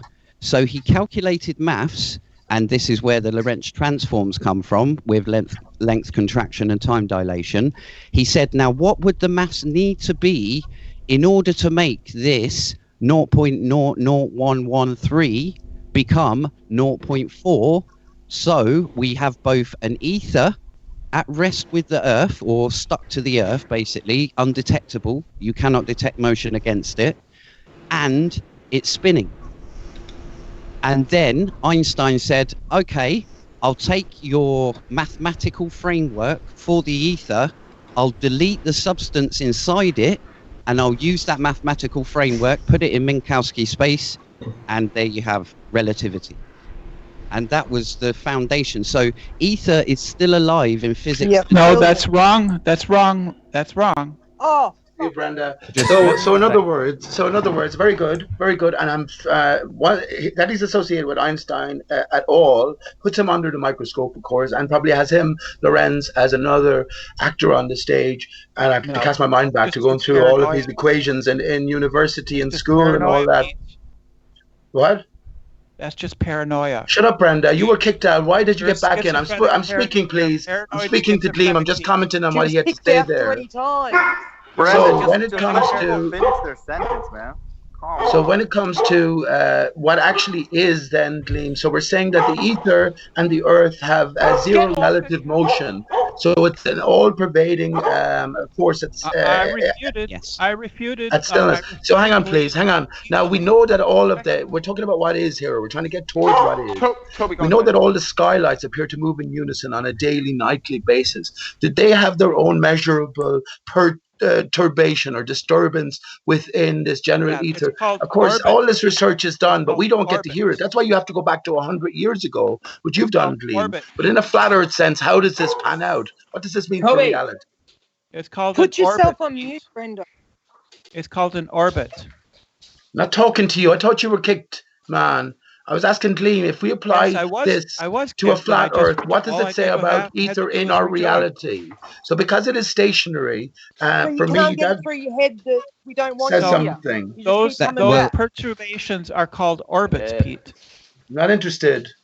This I know is that you're not They're interested. measurable, in though. facts. They're measurable changes in the ether or in the That's- atmosphere. no, The sun, of there's no course, has ether. dramatic I- influence. The moon I does in all its debunked phases, Gleam. and the stars do as well. I Right? debunked Now, let me Gleam. just say, Brenda, please, have you considered this? That what science has debunked done Gleam is separated to easily. the extreme, right? All of the heavenly bodies. Now, in a flat Earth sense, as we observe them all moving in unison on a daily, nightly basis, all are on the same relative plane, be it a contoured plane. So now we can understand maybe the ether a little bit better within this enclosed context. And now we can also understand maybe the nature of all the skylights as we get back to a possible singular How source. come- Everything does revolve around Polaris, Pete, after all. Pete, What's in how- the name? Polaris Stark. Yes, names you want don't it down mean there? anything, Pete. They're just labels.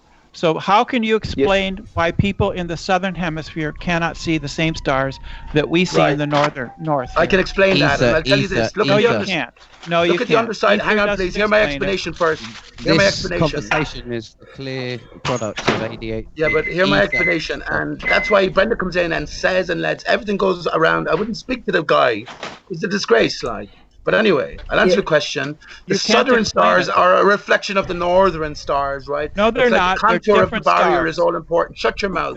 They're not Contour a of the barrier is reflection. all They're important. different Begins low at the stars, north or Pete. outer barrier, highest at the equatorial areas, and then They're lowest at the different southern stars. peripheral. They're not a So if we think of the how could they underside be of a reflection spoon, if they're different ultimately, stars? listen to Brenda, this. shut up. Brenda. They're different So stars. ultimately, light is not what we think it Kick her is. out This is again. why once we But rise they're above a different certain stars, height, Pete. How can once they be we a rise above a reflection if certain they're height, different- hang on, please. There's two factors here. Once we rise above a certain height, the stars diminish and go out. The moon shrinks to nothing. They've known from the earliest of times that we're dealing with reflections here. The other thing is the contour of the They screen can't be that will reflections, reflected Pete. against. They So can't be Brenda, you reflections. talked to everything No there. You asked me for an way, answer, and I gave you a fucking damn good answer as well. But you talked to everything. Brenda, don't make me bring up the unicorns again. So that didn't refute anything. So You do not understand. how when do you you're not explain? wanted, do you, Brenda? How do you You explain? just don't get How it, do you? How Fuck do you off. explain Nobody wants you here. the different stars in Like, the southern seriously, hemisphere woman. that you can't see in the north? Explain that. Listen to me. I have a great idea. Anyone out there, you'll get a prize for this if you do it. Think now in the new sense. So when this is what I tell you the outcome, what I see as happening, right? When we now look at all the stars and understand that they're all a projection against the plane. Remember, it's a watery, energized barrier. The Earth actually breathes. We have spring and fall because Aristarchus, the country of life, moves up and down on an annual basis. Anyway, so Brenda, as the stars go out, excuse me, you asked the question, right? You asked the question, so I'm answering. I asked you to explain how people in the southern hemisphere can see stars that we can't see in the north, and you haven't done that. Right, because everything is mirrored. So think of the underside of a spoon. Everything is mirrored, but light is not what we think it is. As I said, how can they be mirrors if they're different stars? Let me just get through that. If someone went to the trouble of looking at all star distances and picking out all the nearest stars in terms of distance, I'll tell you what you're going to get. You're going to get circles in the sky. That's what you're going to get. That's a brilliant idea, and I think that's how they've done it. Right? A telescope is essentially a microscope. A telescope is essentially a microscope. So light is not what they tell you, and there's one singular source. But anyway, I'm not going to get into that too much detail. Look at anyone with a guitar, look down at your guitar bend and see how the reflection on the contoured surface comes about, and see what would happen if you move your reflection around and how the reflection reflects. Simple as that. They're different stars. They're not the same stars. You don't know what stars are. Stars disappear as you go up above. The difference here is the contour of the barrier, which is oval shaped. It's not circular. This is why the heavenly bodies are said to travel in an elliptical orbit, because the Earth is still, and all of the skylights are traveling in an elliptical path. The people in the southern hemisphere can see objects in the sky that we cannot see. The Aurora Borealis, Aurora Australis is where the energized barrier meets the waters beyond the land, right? Just so you guys at its highest point, at the equator, the highest point is 60 miles up. This is what the analemma tells us from the spinning ball, that the highest point in the outer barrier is the equator, equatorial. Okay, hang on. You need a different explanation. Right, listen. That's all. Let's move back to someone that you were kicked out, Brenda. Why'd you leave her back in? Him back in? let's So you right the hand. have failed to answer the Hang question. on, wait a minute. Right the hand's been waiting. You just don't like the answer. His answer is illogical. It's on your But screen, I still Brenda. answered it, so you're wrong there. I still answered it, no matter how illogical. It was I still answered illogical it. So because people in the You just southern want us talking hemisphere about your can science, see your pseudoscience. objects We don't that want to talk about your cannot crap anymore. We don't believe that it, cannot Brenda. be seen We don't in the believe north. that crap anymore. Explain that on a flat Earth. Polaris, Sigma Octantis is called Australis Polaris, right? So this is an equation made. Why The Arctic, in the South anti-Arctic. cannot So we got to see- think in new terms. Cannot Piss see the off. same stars that we Piss can off. see in the north. They are different stars, so it can't Piss be. off. You're looking at things from a different point cannot of be view, and I just reflection. said that light is not what we think it is. The visible light that we experience is an effect, right? The source energy is reflecting off the not. energized watery But you're not reflective answering barrier, the question. and the interaction between that and most particularly Not water answering vapor the question, beneath, right? You're That's not what allows us answering to the see and question. perceive. Then you have the different types of the light, which is You're associated not with the answering source the itself. And as I question. said, the source, as it's written, is Aristarchus. I think you know about You're that. not There's plenty of answering people who the know question. about it and are very coy about it, mentioning it. You're not answering the question, Pete. Don't worry Why about that. can people in the southern hemisphere see objects that cannot be seen from the north? And the reflection is not an answer because It a is, and there's reflection also a would see the distortion, and same- again, there's also again the contour of the outer barrier, which is highest at the equatorial areas. So, if someone in Philippines and someone in northern Australia are looking at the midday sun. They're on the same longitude, and by the way, longitude, latitude. Spherical system applies to the contoured sky. Grid-like coordinate system for the ground everywhere. Look at your local ordnance maps, right? So don't be silly about that. But someone in the Philippines, someone in Australia, equidistant from the equator, looking at the same sun, at the same sky, they're looking at, over on a flat plane, they're looking at a contoured barrier above. That's the highest point. Simple as that. That's all. Everything else is a reflection around of You one have thing. a reflection doesn't explain This it. is why the lighthouse is so significant. Think about how a lighthouse works. These are all Reflections symbols will reminding not you explain of it, everything. Arya Stark was a lead character in Game of Thrones. Arya Stark, R.I. Stark, Arya Stark. This is not a Okay, movie right, on listen, HBO. I need to take control here. Right, Brenda, yeah, you're just causing a bit of a rumpus now, bit of a ruckus. Is it possible you could come back another day? I'm asking questions that you refuse to answer. Not can at you all. explain it right Not at Ranty, all. Can you? But if Ranty, if I was to ask you to leave and come back another day and get into a debate about this properly, would you do that? Sure. Okay. Can you leave the call? Woohoo! Thanks. Right. Great. Brilliant. Thank you, Angie. The problem is she doesn't understand we don't want to talk about the mainstream explanations for this. We don't believe that crap anymore. We want to talk about what else it could be. You know, it's not fair that she comes in and just goes on and on and on about all the shit that we've already all learned. We all had the same schooling. We've all, learned the same shit in the indoctrination camps, haven't we? That's not what we want to talk about. We want to talk about what else could be going on. Right, and Paige, getting back to that, I'll post a picture in a few minutes, Ranty might share it. If we haven't opened our eyes, as I said earlier on, that now that when we look at the night sky and we have a clear view, you can see 3/4 of the universe. It's an amazing thing to understand that everything is so, it's the opposite, like we looked into the pit of nothingness, infinity. And now everything is up close and personal, but brings a different story with it, which is probably even more frightening in one sense, what really is. But let me say, how many of us have gone out and just taken note of our local sky and noticed cloud patterns? How do clouds stay in formation when there's massive winds? The official explanation is nonsense, right? So when it comes to what actually is, I remind people of the chemtrail conspiracy that's given us, and barium and lithium salts. So clouds are not just water vapor. There's something absorbing the water vapor, and it's the salt, right? So that's why they adhere to certain patterns, because as we know via cymatics, right, we've all seen the sand or the fine dust on the vibrating table, and how at certain frequencies it adheres to certain certain formations. So when we look at these cloud patterns, we can understand this is a proof of the ether itself, right? That they maintain their shape relative to one another. More importantly, that there's a repeating pattern. I'm going to post an amazing picture, and I think it's known from the earliest ages. I said earlier on that the children aren't lied to when I talked about Rockabye Baby. Well, let me just say another thing. The dodo is so significant. As children, for millions of children anyway, the dodo is the first word soothing that they associate with a soothing feeling in the form of the baby soother. But getting back to the other thing, the cloud patterns. I'm going to post you an image, and you'll be able to see it in your local sky because I know it's a universal pattern, right? So this for me is a proof of the ether. And like, how many people have done that, though? You know what I mean? When it comes to how easy is that? How easy is that? And I know this picture, you're going to say to me it was photoshopped, and I thought it was to some degree. I've been looking at the general pattern over the course of 2 years now, but then I saw it exactly in its form in the sky. So I can stand by this, and I know for a fact you're going to see it anywhere. That's a proof of the ether. Well, one more thing, sand on the beach. I talked about these wrinkly lines we're all familiar with. You can find them in desert areas. You can, what's a desert is another thing, but sand on the beach, yeah, when the water comes in and out, the sand should rest where up as far as the water reaches, level and flat all the way. There should be no particular disturbances then. That should be pretty much every beach. Now, we're all familiar with these wrinkly lines. You know, I say this is another proof of the ether where you have the crystalline reacting to these energies, returning energies, like in the form of the sun, the rotating energies. And that's like, we're in the crystalline age now, right? This the age of silicon. All your rich washes feature sand in some form or another as it vibrates to a certain input energy. So all of these things come into reckoning now. And yeah, the last thing I'll say, you know, and I know I can talk as well, but I think you'll agree it's more interesting than hearing Brenda's questions, right?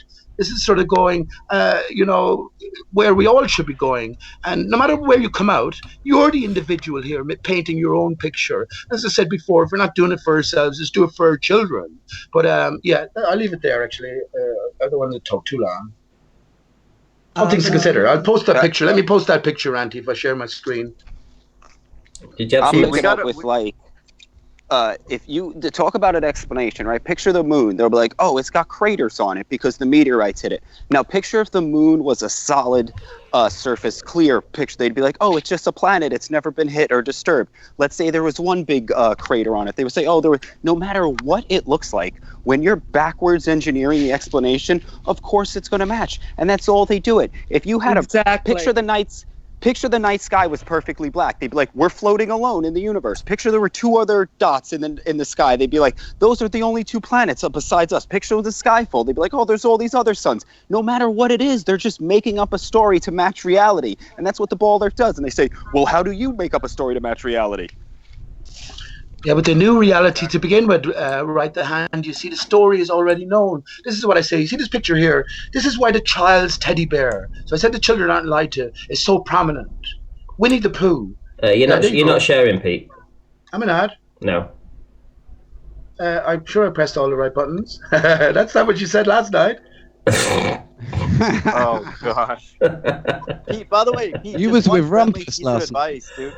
Pete, whenever you go off on your try and at the beginning, dude, preemptively tell the person what point you're trying to make. That will help people, man, because you just go off, dude. There is only one point: the dodo and Aristarchus. Come on, now we've not got this yet. But just summarize, what is the take-home message? The ultimate point, man. Stream. That's it. That's the ultimate point, Gleam. And if it's written that way, is that my fault?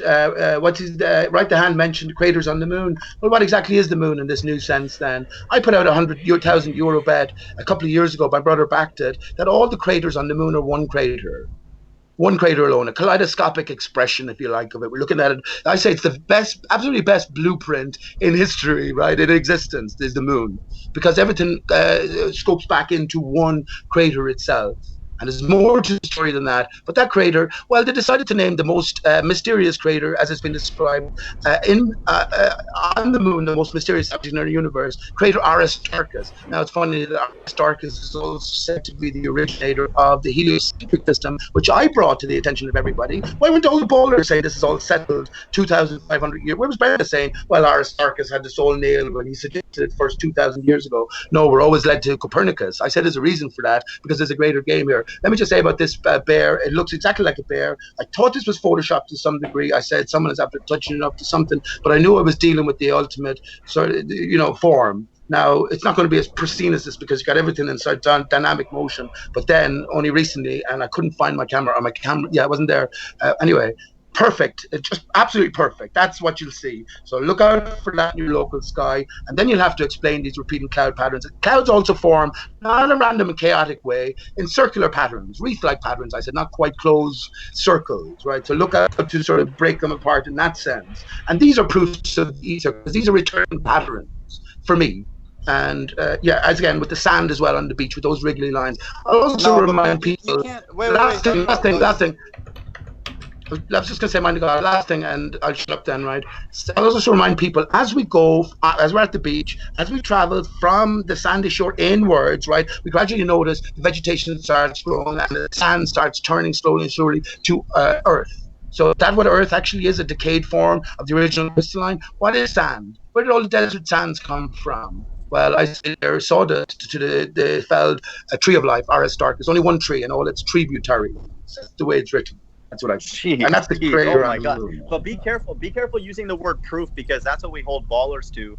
Because you can't say, like, the Black Swan, I believe, is proof only because the argument against it is non-physical. So we can take the stance that it is proof. But to say that this teddy bear in the sky is proof of anything, that's, that's insane, right? Two masses next to hang on. If you put two masses next to one another, no, man. You put two balls next to one another and immerse them in the water that was previously empty of the balls, right? Those masses are going to take up space, right? So the balls, in a sense, will become closer together. You could say they're almost attracted because they have pushed the ether out of the way, or the water out of the way. So I think it's all this analogous sort of talking and thinking that we have to make and apply it to a flat earth, and most especially apply it to this sort of enclosed system of ours, and understand that all of the skylights move on pretty much in unison in one plane. The last thing, the variation for the movement is because we have the source itself moving up and down, spring and fall on a continuous basis, and that's a different story in itself. Jeez, Pete, oh my God, dude, where do you get this energy, man? Like, damn, dude, like, man, okay. I've been talking about this for on my own channel for ages, right? So I'm just trying to compress it into everything. But what I'm trying to do more than anything else is not to tell anybody, Drew. I'm just letting you know where I'm at. But let's consider what these things might be. When it comes to what is the sun, or what the sun might be, you can't just say you don't know. What if you replace the vacuum of space with mind of God? I mean, you of all people should surely have waters beyond, right?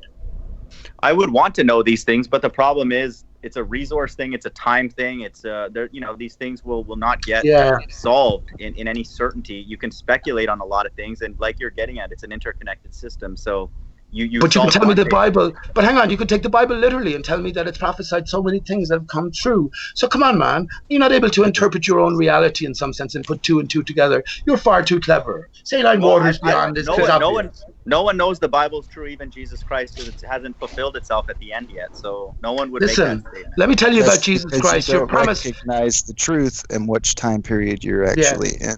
It is waters above. In Revelation 22, we're promised reunification with the tree of life, right?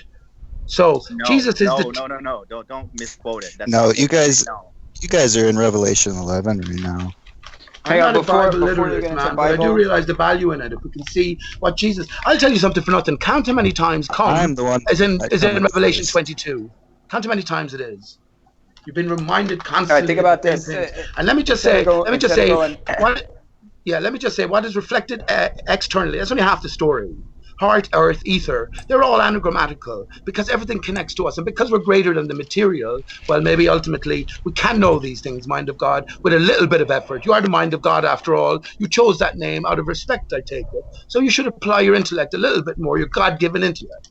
Your mind. I chose that name. I chose that name because it's our home. If there's a God out there, we were invented in his mind. It's just like me writing Chirag from Houston. It's the same thing. It's just the mind of God. That's logic by causality, right? Do you agree with this statement? That's where we would be. That's our home.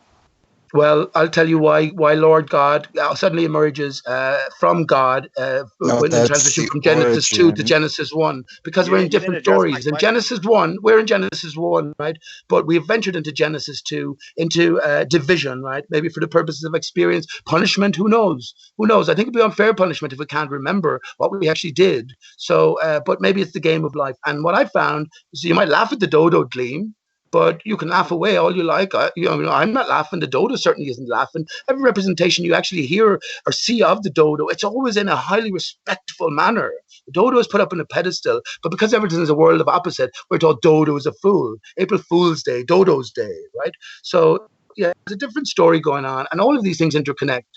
Aristarchus' anagram of Christ Aura, A-U-R-A, Christ's gold sun.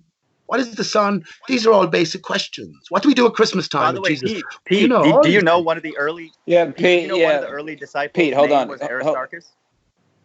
Yes, I also know about Aristarchus, the loyal friend to Paul of Tarsus. Yeah, that's what I'm talking about. Paul of Tarsus, absolutely. Very little said, but he's always respected and admired because of he's a loyal friend. But that's what's more interesting than that. Paul of Tarsus, right? And that anagram, Sirach is an anagram. So you have Sirach and Tarsus. If you look at Sirach, who is narrating the story? The book of Sirach. I'll leave you figure that out yourself. No. I believe his dad's name was Jesus, or he himself. There you go. Jesus, yeah. And Aristarchus' anagram of Christ's Aura. Christ's gold sun. To Pete, to talk about one thing you did say that we can all kind of wrap our hands around, because people they tend to say you babble, but I'm like, if you go through what Pete says, he really puts some stuff down if you think about it. So when you say there's the reflective waters above us, right? Like, I've been thinking about this too, because I believe that there is a singular source, and that's why all the stars seem to move in unison, because they move with the sun at the same speed, at the same rate, during the same seasons. And if you think about anytime they show this, if you get high enough, the stars disappear. So why would the stars disappear? There's no, if you're a ball earther, that destroys, your argument's destroyed, because you should see it even more clearer, right? Flat earthers have no explanation. And really, if you really come to think about it, the only real logical explanation, and my take on it is that since air is water, at the top of us, there will be a layer, right? So you're going to have this layer of fluid which will reflect, and that's what it reflects, and that's why it looks just like water. If you zoom in on a star, it's jumping around and dancing just like a reflection through a water, or a light source through a water. So it's the only logical explanation. Think about water like water droplets in a puddle, right?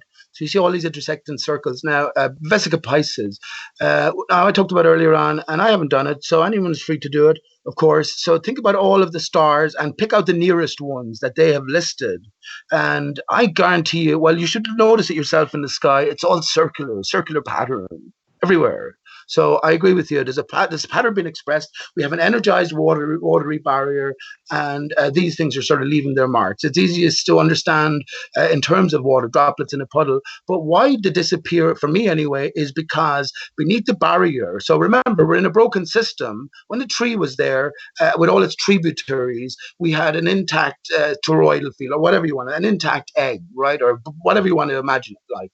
But when the tree was collapsed, then the energy was still there, but the distribution system was all fucked up. So everything sort of collapsed. The top of the bubble collapsed. Now, when we're thinking about that energized barrier withholding the waters beyond, that's an actionary force. There's going to be a reactionary force. So everything beneath then is the reactionary force, and that's down to gravity. That's down to ether as well. And it was never sort of meant for us. You know what I mean? Because everything is unnatural.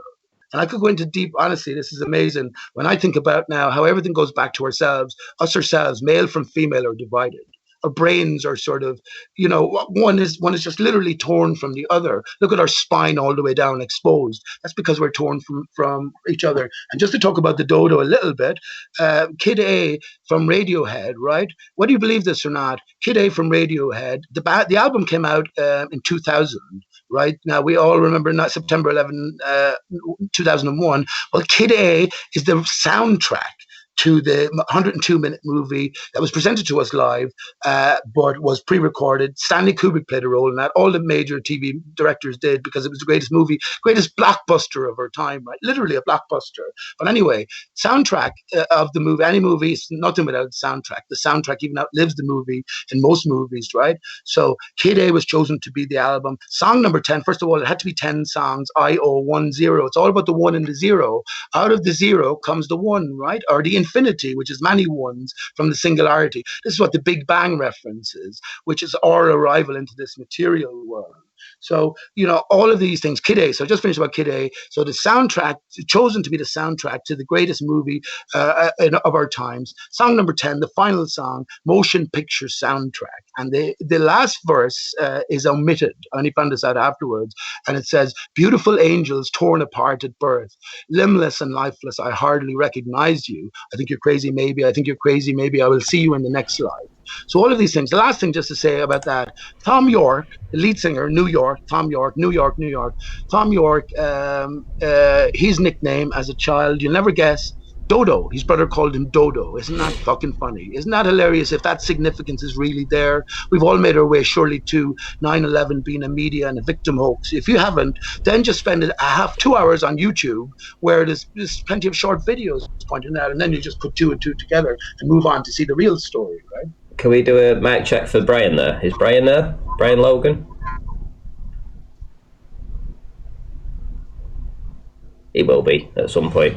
Right. Yeah, so I know I can talk about this stuff, so sorry about that, but that's just like giving you a few clues about the clues that are laid out for us anyway. So I'm not sure if they're clues, Pete, because we don't know what just happened. Like, not to be rude, dude, that like it's hard for us to even know the thread, the narrative that you're sharing, and there's so many different ideas. People know. In information theory, the randomness of the source dictates the information, right? That's not the way it works though with like humans. So let me show you a picture. Right? And have you done this yourself? Let me just share a screen again. Let me show you a picture. So that gets back to why the stars go invisible, right? Or they vanish as we get beyond a certain point. I say it's the medium. So under this reaction force, right, it is an evacuated zone. Right. This is why when you go up there, it goes to zero pressure on any readings. It seems to anyway. So I said it's an evacuated zone. So there's no medium for which this light will travel through. And I could talk about different things as well, just regarding what the sun is itself. We're told this is a hydrogen core. Well, water, we're told, is made up of H2O, right? 2 parts hydrogen, 2 parts oxygen. So if we're dealing with an intense reflection, we're going to pick up, these trace elements, if you want to put it like that. But there's more to it. But yeah, this evacuated zone, when high altitude balloon, actually I'll show you this now, right? So when high altitude balloon footages, pick up, we have only these abilities recently, but of course the military has it from the earliest of times. When you're above this interfering atmosphere, mostly water particulation, 60 billion tons of it in the atmosphere, then you get a clearer picture as to what exactly the sun might be. So yeah, let me just post a picture here, Ranty, and I'm here. I just couldn't speak. I'm busy with stuff, so I'll get involved later. Okay? Yeah, sure.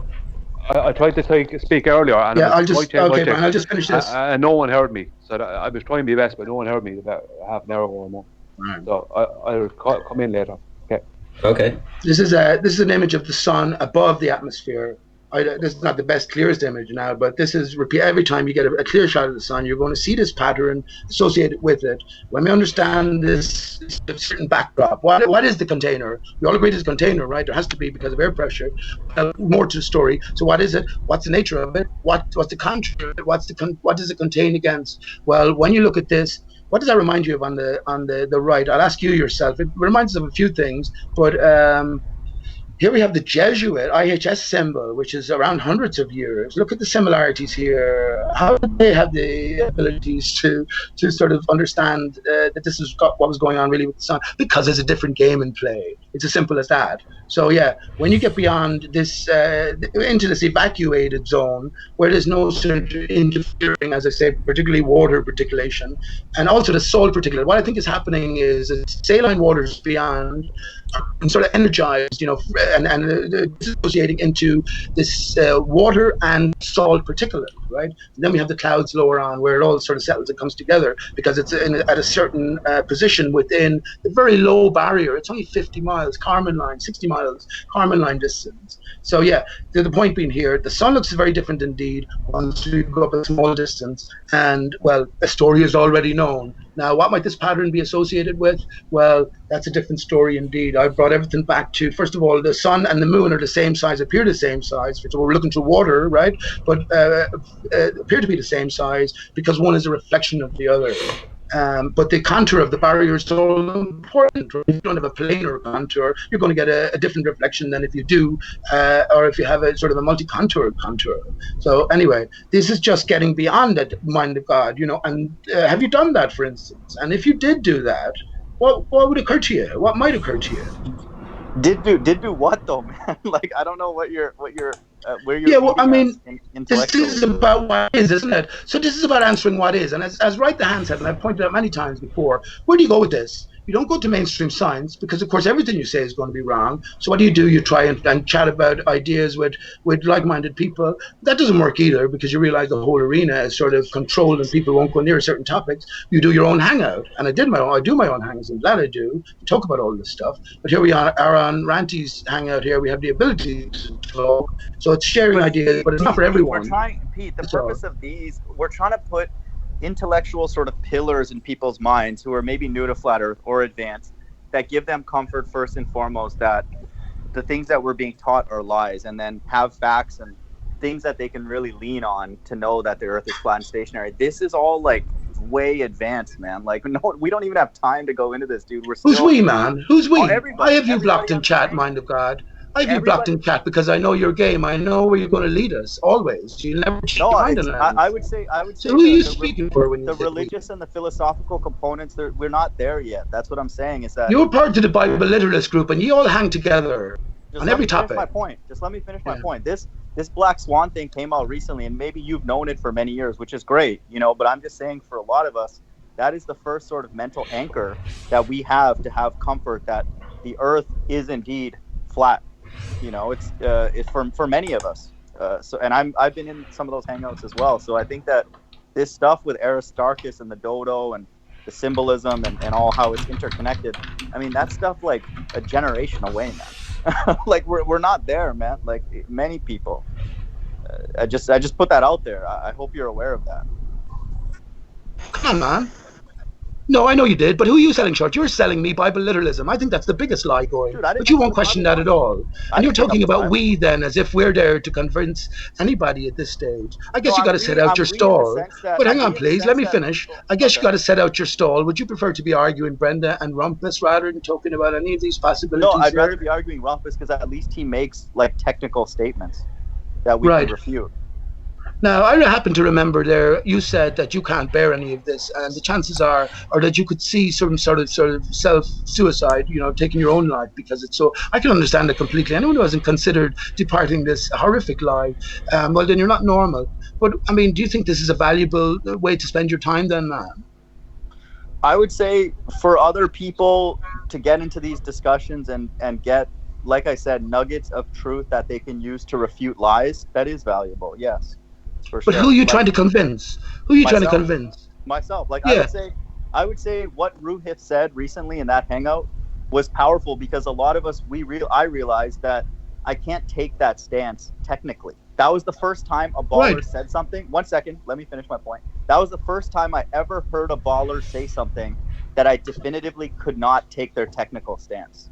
Every other time I could be like, yeah, if you can't see something from this hemisphere, I'll be like, I don't know, maybe not. But that was the first time I've ever heard somebody say something that I technically could not back. So I officially became a flat earther at that point. And it looks like that's their stance. Yeah, and that's cool. And maybe you're at that stage where, you're just sort of letting that all sink in and everything has been cemented. But now don't you know there's going to be other questions to ask and answer? The questions that have been with you all your life. How do you know you're absolutely right? I told you about this. Why don't you look into historical revisionism? They're the very foundation of what you believe to be so then might be called into question. And maybe that's the purpose of all of this, that you find out for yourself, not carry anyone else's truth with you. Because ultimately, that's what it comes to. We have the responsibility of other people who are listening to these hangouts, and they don't have engineering degrees, they don't have the time that you put in this. Anything I say doesn't require any specialized knowledge or anything. This is something we can all. That picture of the bear, for instance, in the sky, we can all see these by just observing it ourselves. What I said about the sand and the beach, we can all appreciate these things. Everything I talk about can be checked out. That €100,000 bet was never taken. I'll tell you why, right? And this was to all the top ballers, Rumpus, Quartus. This was on Discord, Gem Panda's Discord, right? And my brother came on, he vouched for it, and he doesn't know anything about any of this stuff. But he knows me, that, right? That bear. Let me bear just say, thing no is one not took it up because no one took up the bet because I knew that no one would take it up because first of all, at such a sum, they're going to take it seriously, and the moment they take it seriously, they're going to find what I fucking found. But you're betting on something that is on such a deep, granular level that no one is anywhere near even being capable of. No, it's not. No, it's not. Once we decide that the Earth is flat, right? Where do you look next? You look to the moon. You look to the moon, right? That's what you did. I'm not. Not everybody would do that. We just figured this out a few weeks ago, man. Like, give us time. You know, like. I'd like to say something You need quickly, to if you don't mind. realize is this has been going on for over 20 years, and we've been trying to tell everyone for over 20 years this reality.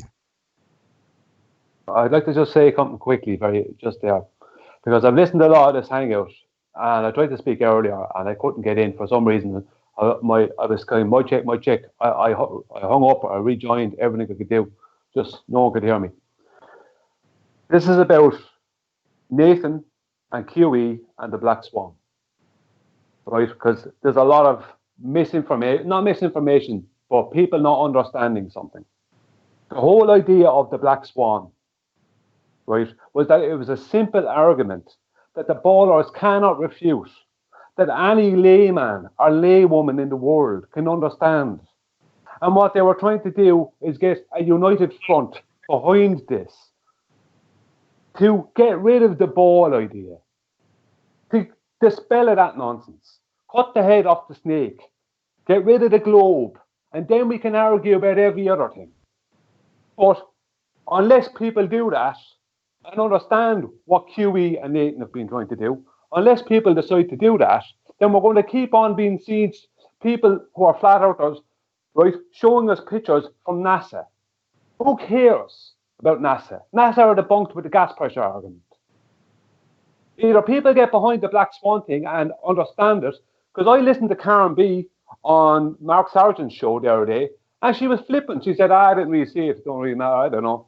Then I heard her speak on another hangout where she was saying, yeah, it's a Black Swan, but there's loads of Black Swans, just like I think it was the book Conspiracy said.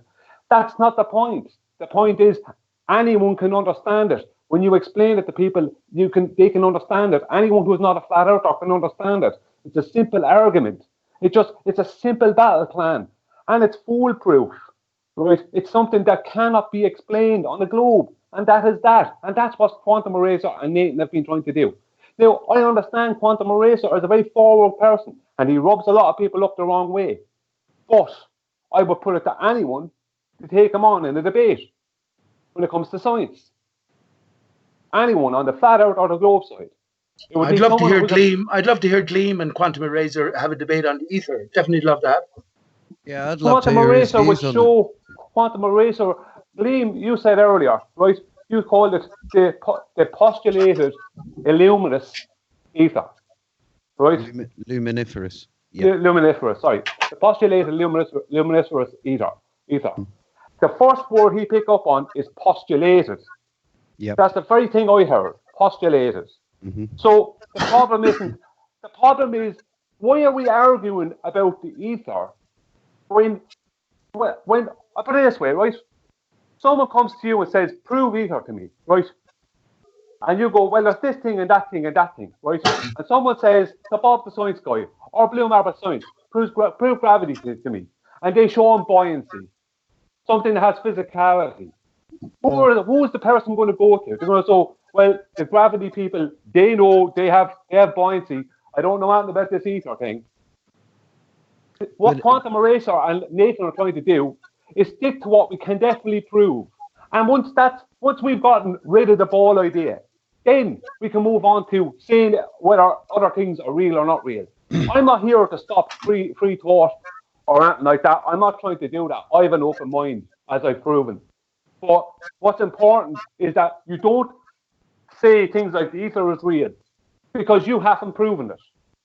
Unless you can absolutely prove it as real, then you can't go stating that publicly. So how about photons being real, Brian? So yeah, how about exactly shutting down the ether? I don't know whose side you're on here, Brian. But people are all just not in this arena. Hang on, please.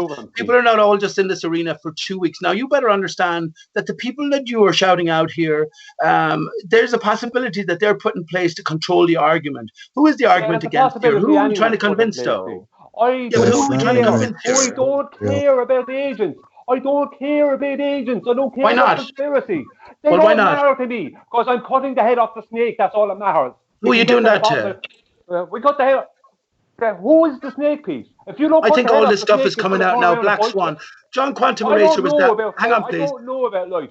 I haven't. John Quantum Eraser was light. back. Was there in 2016 when we talked about all of this stuff. And as he came, he said he only came to it lately. It only clicked with him recently. And then he comes out with this Black Swan, and suddenly we have Black Swans everywhere. I'm telling you, this is all in operation. And I understand what you're saying. No, cut it down to the very basics. But hang on, Brian. Hang on, please. Hang on, please, Brian. Let me finish my sentence. Cut it down. I understand cutting it down to the basics. That's all right. But people on this hangout have been in this arena for many, many years, some of us, right? So we're getting to what actually is. The Black Swan isn't going away. The spinning ball Earth isn't coming back. But now what is going on is we're working towards what is. That's why more people are talking about this ether. We need to find out what is, right, on a personal level. It's not taken away from anything else, though. Can I just respond? No, 1 second. That is not correct. Right? Quantum Eraser, like everyone else, has seen loads of photographs like this, right, since 2016. I remember arguing with callers, right, on the comment section in YouTube, right, about where the horizon was in 2015. Right? I remember it back then. But the problem was, back then, we had all these other stupid arguments to do with NASA and every other bit of nonsense that took time to deal with. Now we know that's all nonsense. Gas pressure argument dissolves all that rubbish, and there was 100 other arguments that we needed to get through. And now we're at the point where we can take simple things, simple proofs, and just run with them and make a battle plan out of them. That's the point of the thing. And people are just being flippant about it. Actually, there's loads of Black Swans. That's not the point. The point is that now the globe side need their Black Swan, and their Black Swan is a geometric horizon, which they don't have and are going to have. So you're looking for factions within Flat Earth to sort of take all this seriously. But I'm telling you that they're all put in place to begin with. To be together. Right. But you can hope eternally for that. You won't get it. What they want about. Right. This is where you're going to have to worry about whether there's potential people put in place to control the argument. I don't care who's. Because you won't get any. You won't get any cohesion. People talk about the topic. Yeah, but you won't get any cohesion then that you're expecting. But I don't care about all that because you're lost in the minutiae of nonsense. That is not. No, you're not. You mentioned Karen B, Brian. Take it easy, please. You have to cut the head off a snake. Otherwise, it's going to turn around and bite you, please. Listen, you mentioned Karen B. She goes around with Brian Staveley, who talks about 9/11 media, Bigfoot, all these different things are thrown in. They're associated with Mark Sargent. He's been promoting it. Who cares what an individual has to say? But the point is, if you don't care that these people are potentially there to stir the pot and to keep division going, well, then that's all down on you, right? You can't be surprised then when things fall around. You're missing the point. You don't miss the point when it comes to Brenda, but you miss the point when it comes to our own side. Stop being involved in who's an agent and who's not. Look straight past all that stuff. You have to look past who is this and who is that, and look at what can be proven and what can't be proven. I don't believe for a moment that Quantum Eraser is some plant. I don't believe he's a plant. Or Nathan, right? There is maybe manipulation going on in this whole arena. I expect there's manipulation, but I don't care. It's not going to stop the truth from coming out. But what will stop the truth is when people don't stand behind things like the Black Swan. That's what's going to stop the truth. That's a military term, Brian. That's like people in the north saying that I don't care if there's infiltrators within. We're going to get freedom. Sinn Féin. Come on, man. That's naive at best, right? I say that this whole arena was set. Hang on, Brian. Stop. It's late here, bud. So, look, let me finish my thought, and then let me say this. This whole arena is set up from the outset. So if you're looking for cohesion, of course we're ideally looking for that. That's all been shattered throughout the years, though, with all of the instilled sort of doubt and factions within it, right? So let's not be naive here. And if you want to say you're vouching for Quantum Eraser, that's fair enough. No one else has seen his face. He's active for 5 years behind the scene. And what's ultimately he pushing? He's pushing two things, Bible literalism and atomism and quantum mechanics. So this is important that there's many layers to this. QE is the biggest fundamentalist zealot that we have on our Flat Earth side. I didn't mention Christianity or Bible literalism. I didn't mention anything about quantum mechanics. I'm talking about but you're falling for a cult leader that does push that. You vouch for him, Brian. Massive shout out to Good Servant, Cleary and Colin Dresser, all three for smashing the super chat. Thank you very much. Cleary says pub money. Colin Dresser says more pub drinks and cheers. Thank you very much, guys. Much appreciated. I'll be down the old pub in a couple of weeks. Do not worry about that. Is that all you want to do, Brian? Just talk about it all the time, man. That's not my point. The point is you have to understand. Here's the thing. If you're going to go that route, why quantum eraser has been pushing it. I think I know why. Black Swan is a military term, Brian. Look it up. Black Swan comes to Karl Popper. It's the Karl Popper. Look up the military aspect to the term, Brian. 9/11 was described as a 9/11 2001 was described as a Black Swan event. As was Princess Diana. Hang on, please. Princess Diana's hoax death was also described as a Black Swan event. That's what. But Black Swan is something. And there we have quantum eraser, faceless quantum eraser, and military man. None of the people say anything about 9/11. Hang on, Brian. Were you incorporated? Were you sort of led into the group here or something that you're been? I noticed this about you. You're defensive for all of them. Like, why would you do that? Defensive for Nathan and quantum eraser because they're trying to tell the truth. Because they're trying to show people this is what we can prove. Nah, bro, they use some bullshit scientific method to tell you that they can fucking prove shit, man. He can't prove shit. Okay, listen, I tell you. I replied to 10 minutes ago. Listen to this about hang on 1 second, about the scientific method. You said that 10 minutes ago. Wait, 1 second. Throw that He does not follow the scientific method when it comes to his own nonsense in quantum eraser. I don't know about the light element. I don't know about that. Of course you don't, because you're putting a blind eye to it. Leave me speak, right? Because I had a little thing with you and on one day about it, and I said something to you that you hadn't thought about. Remember? You have a short memory. I do remember, and I was disagreeing with you because you're falling for that nonsense that quantum eraser. No, I'm not falling for that nonsense because I didn't speak about that nonsense. I'm speaking about that Black Swan photograph. That's what I'm speaking about. Brian, Brian Hunt, can I ask you? I don't know. Hang on, 1 second. Right. I'm not speaking about all that. I can't comment on all that because I haven't investigated. I don't know. Right? I don't know. I don't care. I don't care. Well, we do. It's not important. Brian, who cares what you care, bud? Who cares what you care, honestly? You're my fellow countryman as well. Okay. During this 5 years. Can I say something? Brian, right now, when you're saying you don't care, and you're kind of sounding like a globe head when they say that they don't care. The reality is that all truth is important. It's not that it's not important. Yeah.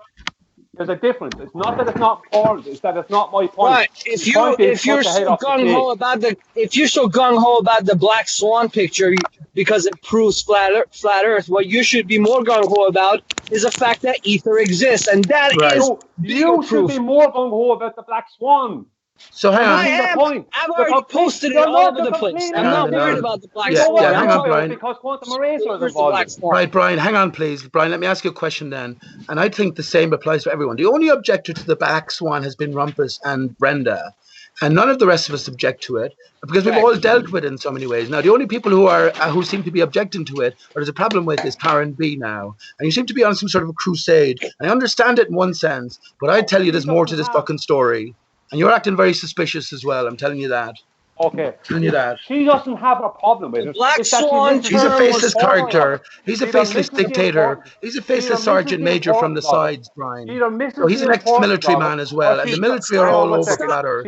Stop telling. Yeah, I'm an agent too. Maybe. Who knows, man? And he's a military faceless man. Why does he garner such respect all of a sudden? Misses the importance of it. Stop calling everybody a military man, too. That's getting out of this. He is a military man. I don't know. People are too busy looking at the fact that they don't like quantum eraser instead of looking at the thing that he's trying to show. But he's not showing anything. You're missing it. Brian, I dealt with the Black Swan 4 years ago, Keep arguing about whether the ether is real or not. Hang on, bud. I dealt with the Black Swan 4 years. Hang on, please. 5 years ago, Pete, I dealt with. Hang on, please. I dealt with that years ago, right? So I don't need to deal with that. I expanded upon that. So anyone else here has also accepted it, Brian. So you're preaching to the converted. The only objectors were Brenda and Rumpus. So do you want us to just stay talking about it all the time? Is that what your goal is? That's not the point, Pete. That's not the point. I'm looking for you to understand why quantum eraser was pushing it and why Nathan is pushing it. Why are you It's the down to the importance of it? I'm individual. trying to show We're you the not worried importance about of the it. Black Swan being pushed. That's We're worried what's the about problem? You're quantum not. bullshit being pushed. You're not Maybe there's an worried agenda about behind it. fucking. That's what I say.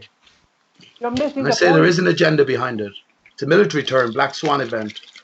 I don't. You think this isn't That's all what I'm controlled, Brian? What If the you're going hell to say to me proper? you don't What the care whether hell this is proper? controlled or not, I don't really want to talk to you because your But heart Pete, isn't in It it. didn't what if come from Pete, what if nowhere, you're Pete. Pete, I Pete, what agree. if It you're didn't You've come been from in it nowhere. long I enough have to my know own better, thoughts Brian. about. You're I not have my own stupid. thoughts Brian, on 1 why second. flat Earth No comes up. Irishman stupid. Brian, Pete, I have my what own if you're thoughts on part of the why control, flat Earth man? comes up. But it doesn't matter Brian, right 1 now. second. What matters Brian, 1 is second. we cut the head off 1 the second. snake. Yeah, well, Yeah, find the 1 snake. second. You don't know where the No, snake Pete. is. You don't know what the snake I head do, looks Pete. like. How I would you do know? I know, do. Pete. I Here's- do know, Pete. Well, who is Pete, it then? here's the issue. The military? It's You want not any military. one person, You want- Pete. What you It's not any guys one gotta person. understand is flat Earth started somewhere, right? Somebody came out and started this and Yeah, told everybody, "Hey, it's flat, you guys," and yeah. then it spread, right? Okay, now if I were to sit here and Another shout out to Jimbo for the $5 Californian dollars. I'm drinking with you. Sorry, I'm drinking for you right now, Ranty. This is for your pint at the pub later. Awesome, nice one. Thank you, mate. Cheers. With Bible. this What are you talking is about, the man? fact That's of me. reality. You're talking about Who is cutting that? the head off the snake, okay? Yeah. Not cutting head off any Well, snakes. Not allowed, we're Okay, then allowed to sit down go again down like the ether. I'll Antarctic talk to you later. I have Circle stuff to do. due I'll to come the back later, treaty Randy, okay? of the United Nations. All right, Talk to United you later. Nations So yeah, And- Pete, we want and rigorous dictate proofs, not every just babble. aspect Yeah, That's our of but point. every country. This is truth, right? Just is because that you guy, don't dude? like Shut what up. I'm saying, Yeah. all right? Go away, man. Go away. You don't like what I'm But saying. Pete, This is all written, yeah, okay? There's Yeah, more we to the don't. story. That's for Bible. sure. I want to Go answer knock on Brian someone from else's 15 door. minutes ago. Let Let me just say, please. Let me just say, please, Bishop. to Brian there as he went, and Mind of God as well. There was no one arguing Yes. the ether here except Brenda. The rest were discussing what the ether might be or might not be. That's all that was. Yeah, So leave it simple at as that. Why are you, Pete? If you're gonna share some truth to us, you have to share it with the level of that Black Swan. You have to walk us through the proof. You're just waffling. No, Showing the us Black pictures Swan of was bears years in the coming. sky. What you first have to do is, if you're bothered, listen.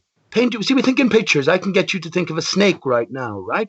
So of course everyone's just thought of a snake. So we think in pictures. So the words will have meaning. So what I've described there, in terms of the best way I could in such a limited time, I think everyone has sort of painted a little picture. And in one sense, it makes sense. And let's move on from there. It's not as if, like, Mind of God, what, have you time to kill, or are you in a hurry somewhere? We talk about the same shit. Like Brian, what is he coming along saying? Just one topic and that's it. Nathan and quantum eraser. All right, let's cut the head off the snake. I tell you, there's more to this story. Like that man said, all of this has been rolled out. All of this has been rolled out, and if you as the individual don't use your smarts, you're going to get sucked in. I'm just telling you. Okay, you sound right. like an Okay, agent. Pete. You Pete. sound like an agent, dude. Right, Coming listen. on here waffling about There's- random crap. Can I just say, there's like 6 panelists here, and it's just Pete. Can you just sort of like make a point and then let the others respond? Yeah, okay, I will. Cheers. That was my point made, Ranty, and it wasn't just Pete. Brian was talking before that. Off you go. Can I reply to Brian from about 15 minutes ago before it went off on a tangent? He basically said, we don't need to think about ether. There's something that we can't prove or anything like that. If I was to say to Brian, the science behind what quantum eraser believes is the photoelectric effect, which gave birth to the photon. Now, since then, there has been a completely new science founded upon observations of reality called quantum physics.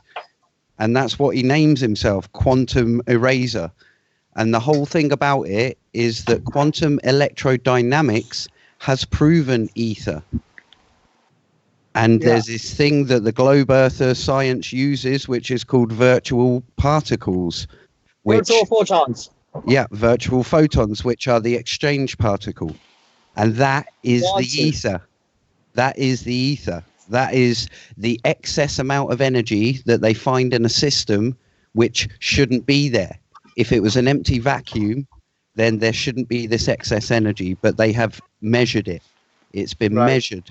So what I'm more coming from is I want to ask Quantum Eraser some questions on why is he, number one, believing in the photoelectric effect, albeit it is, I'm not saying it's wrong to believe in it, because the observation that Einstein made, I do believe is true. However, it's down to interpretation of what that light is. Is it a wave perturbating the medium, or is it a particle perturbating nothing? And I'll go with the former. Yeah, you a lot of people will say that you cannot imagine the vacuum as nothing. I think Pete did actually say it. You cannot have a no thing, and science accepts that commonly. And they said there's a background energy called vacuum energy, which is virtual particles popping in and out of existence. You must have heard that. And that has been proven. And that is ether. That by very definition is luminiferous ether. But why don't people walk us through proofs? Why do you have to go to QE and get? Okay, I'll walk you through proof. Hold on. I'll walk you through proof. No, but this better be a real proof. Or I said it yesterday. I said it yesterday, Casimir. This clown that just spoke up. This better be a real proof, or I'm going to embarrass you. So go for it. All right, you ready for a proof?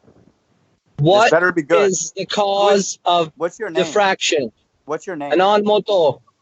Okay, go What for is the cause of diffraction? You're asking me a question when you're starting. I already know the answer. What's the antecedent for a diffraction pattern? I don't know.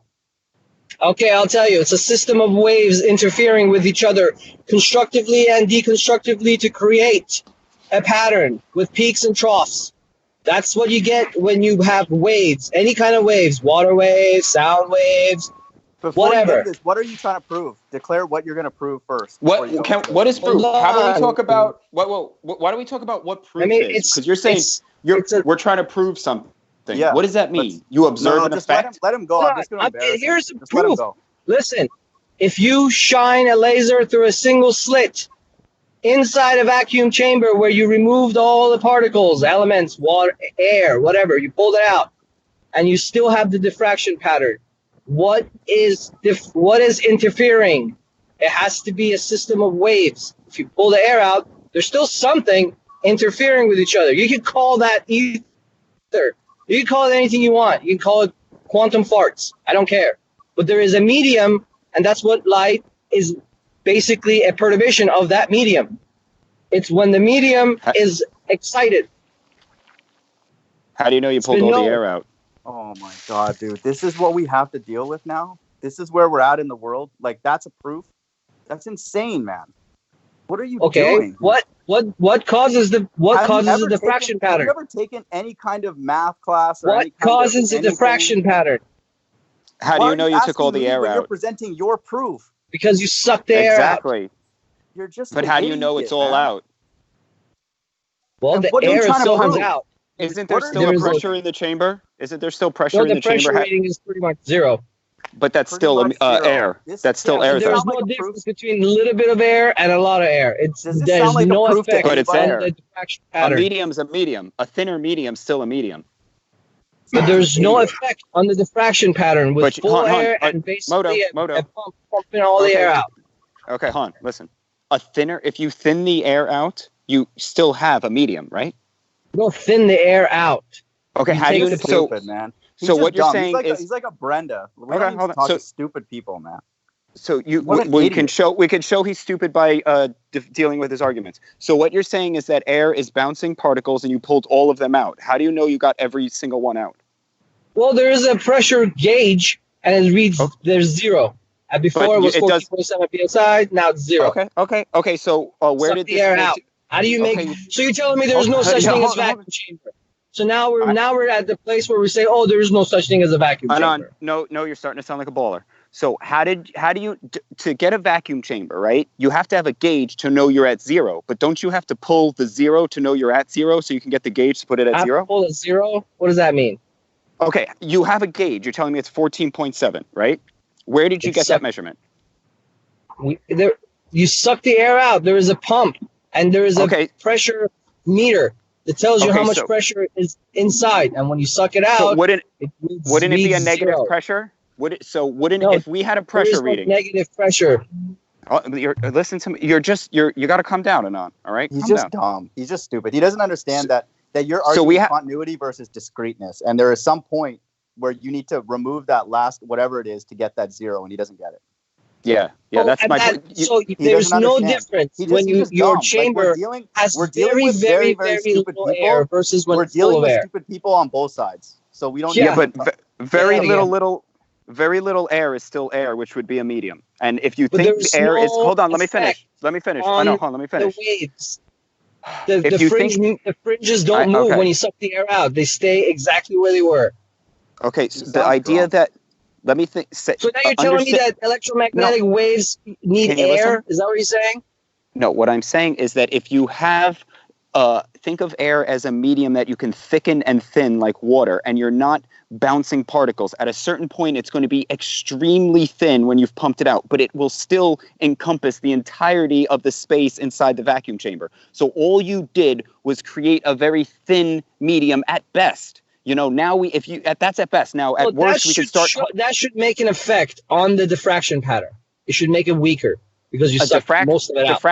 A diffraction pattern is a mathematical formula. It's not an actual thing. It's a visual. I can see it on my wall. You can do it with the fucking pond. You're seeing. It is not a mathematical. That's a wave function, which they're clever. Wave function is a mathematical construct. The actual diffraction pattern is not a mathematical construct. You can look at it with your eyes. You don't need a calculator. You don't need a pencil. Hold on. Listen to me. Do you observe actual physical light, or do we only see physical matter? Do we only see physical matter? We see light. Is light physical? No. So where do we see light? Show me an instance where we see just light and nothing else. You can only see physical matter.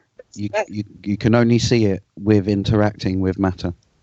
So light, which is energy, is a property of matter. So you have what you're trying to do is property of matter.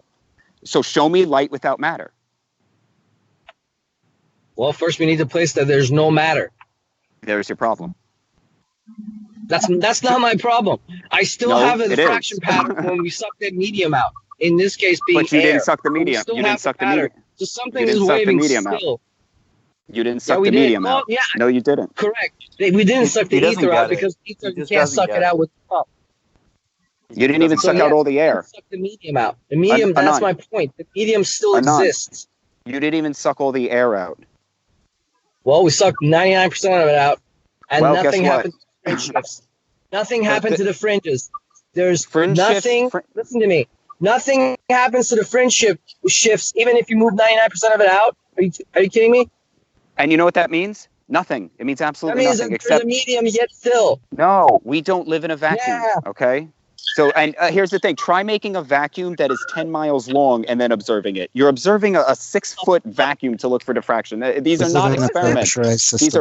These are parlor tricks. This is like Cavendish. Vacuum? Seriously? Listen. If you're doing experiments in a vacuum with a laser to prove what the sunlight does in reality, you're committing whatever the fuck it is. Not committing anything. Yeah, well, you're going to say that the sunlight acts like laser light. That's reification. You create a diffraction pattern with the sunlight. The very first diffraction pattern was created by sunlight by Thomas Young using a pinhole. No, okay. But what you're doing is not seeing light in a diffraction pattern. You're seeing a pattern of matter. No, you're seeing the matter. It's not matter. Okay, then show me the diffraction pattern. Then show me the diffraction pattern without matter. Doesn't matter. You still have a diffraction pattern. No, listen. You cannot see light unless it is interacting with matter, like Liam said. So the whole point is that you're not seeing a refraction pattern. You're seeing matter interacting in a particular... Whatever the fuck it is, it's a word to describe what light is doing. There's a big difference between refraction and diffraction. It's a word to describe. What you're doing is you're seeing a rainbow on the floor. That's the matter that you're looking at. The matter is reacting in that particular pattern because of the vibrational frequency of what energy really is, the code pattern. Now, what you're doing is trying to explain with a physical mechanism this ininterpretable thing that you're witnessing. That's why it doesn't line up. That's why particle wave duality fails all the time. That's why all these fucking things are bullshit. I'm not a particle wave duality guy. I think there is no particle. There is no duality. Light's just perturbation of ether. That's it. So it's a wave. Yeah, but what is the laser light made of, bud? I mean, we have to consider these things. That's artificial. Yeah, what is electricity? What if electricity is a man-made thing and it's not even a natural thing? Like the only time you're going to see electricity in nature is lightning. It's all red herrings. All I'm trying to tell you is that even it's not red herring. These are questions. And diffraction pattern can only be caused by a system of waves. Yeah, but hang on. There has to be. Hang on, please. There has to be an interaction in the first place, right? Hang on, bud. There has to be an interaction in the first place, like a neon light. So we have the energy source, electricity source, reacting with the neon itself to give out then this emission. So I mean, I think it's all metaphor myself. The duality. It's a mixture of both. Can I just ask, right the hand? You talk about a possibility within the simulation of a singular source. Have you narrowed it down to a possibility? Of course, the North Center has to be the prime suspect in one sense, does it? Yeah, well, possibly whatever. Again, this could be some metaphysical, because it's simulation, but it's going to have laws and rules that it's written on. And yeah, I think there is something in the North. Any proof of that simulation? Right. Look, it's not. Yeah, here's the thing. Proof. What is proof? Proof is what you believe. Proof is proof is what you believe. Proof is a concept. Show me proof in reality. What is proof? Can you show me proof in reality? Listen, Einon. Proof is a concept. That is something that you're just talking about. You can't prove something. I can demonstrate a physical thing happening in reality, and I can say this thing happens, but in terms of proving things, proof is a concept. You hear me, brother? Well, definitely what he said was not proof. That was just nonsense. So that is not a proof.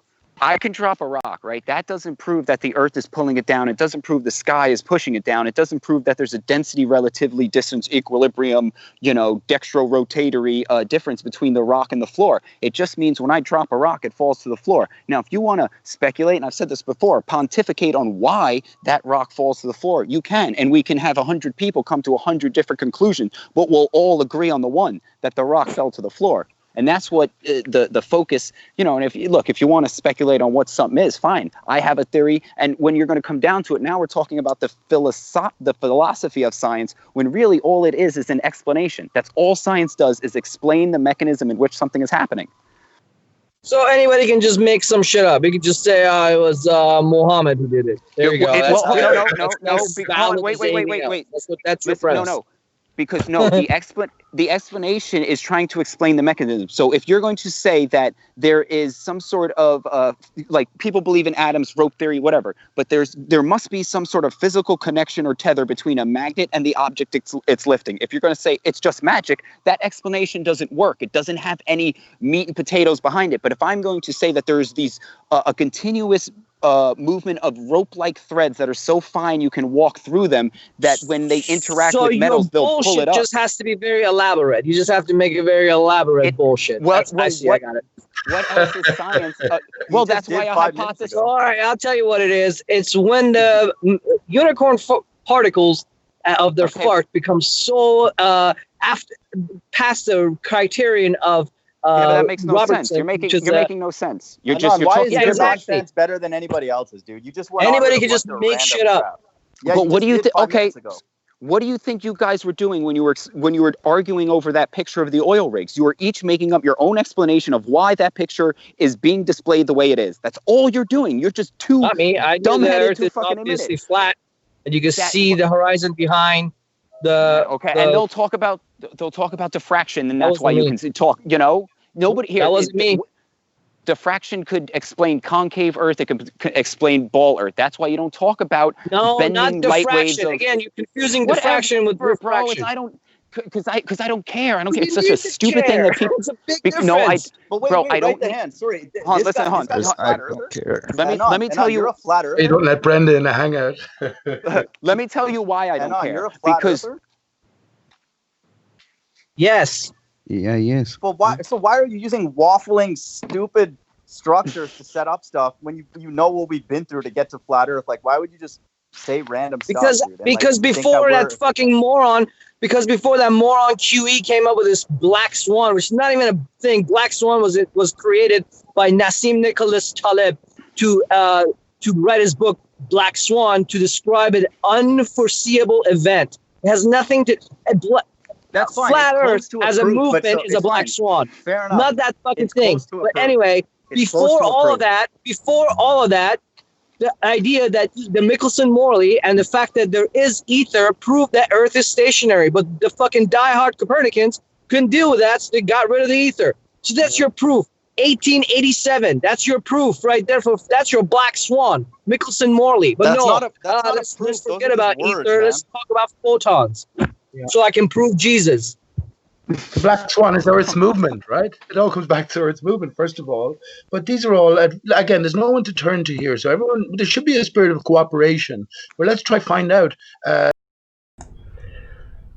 Shout out to Aaron Moorfeld again, who smashed the super chat. 2 more hours. Well done, Ranty. Quickly becoming the place to be. Cheers to the panel and carry on. Thank you very much. There's a bunch of nonsense, not taking us to what's called first principles. He just said a bunch of random crap, dude. Like, what do you mean? Different Bunch sort of of format random should crap? be said. We just talked about the Michelson-Morley. That's not a random crap. What are you talking about? It's a point of view. It's a point of view, and it's a strong point of view. Mind of God, and you're very free flowing with your insults, man. But you don't agree with something. Let me say something that actually makes sense to people. When you do a proof in any field, you always go to what's called first principles. You cannot break that down to any lower granularity, and then you build up from that, and then you make an argument. I haven't heard that. Definitely not from Pete. That's obvious. That's why Flat Earth came out first. Yeah, first principles. You definitely haven't heard it from me. First principles. That's because you haven't listened, man. Pete, you just put a picture of a bear as a cloud in the sky. Listen to me. Listen to me, shithead. Listen to me, shithead. First principles tells us that the Earth is flat and stationary. First principles also tells us we should have all been asking these questions early on. Everything appears to move above our heads, all the skylights, the only thing that's separating the Earth, and that's all there is, right? In unison, on a daily basis, everything.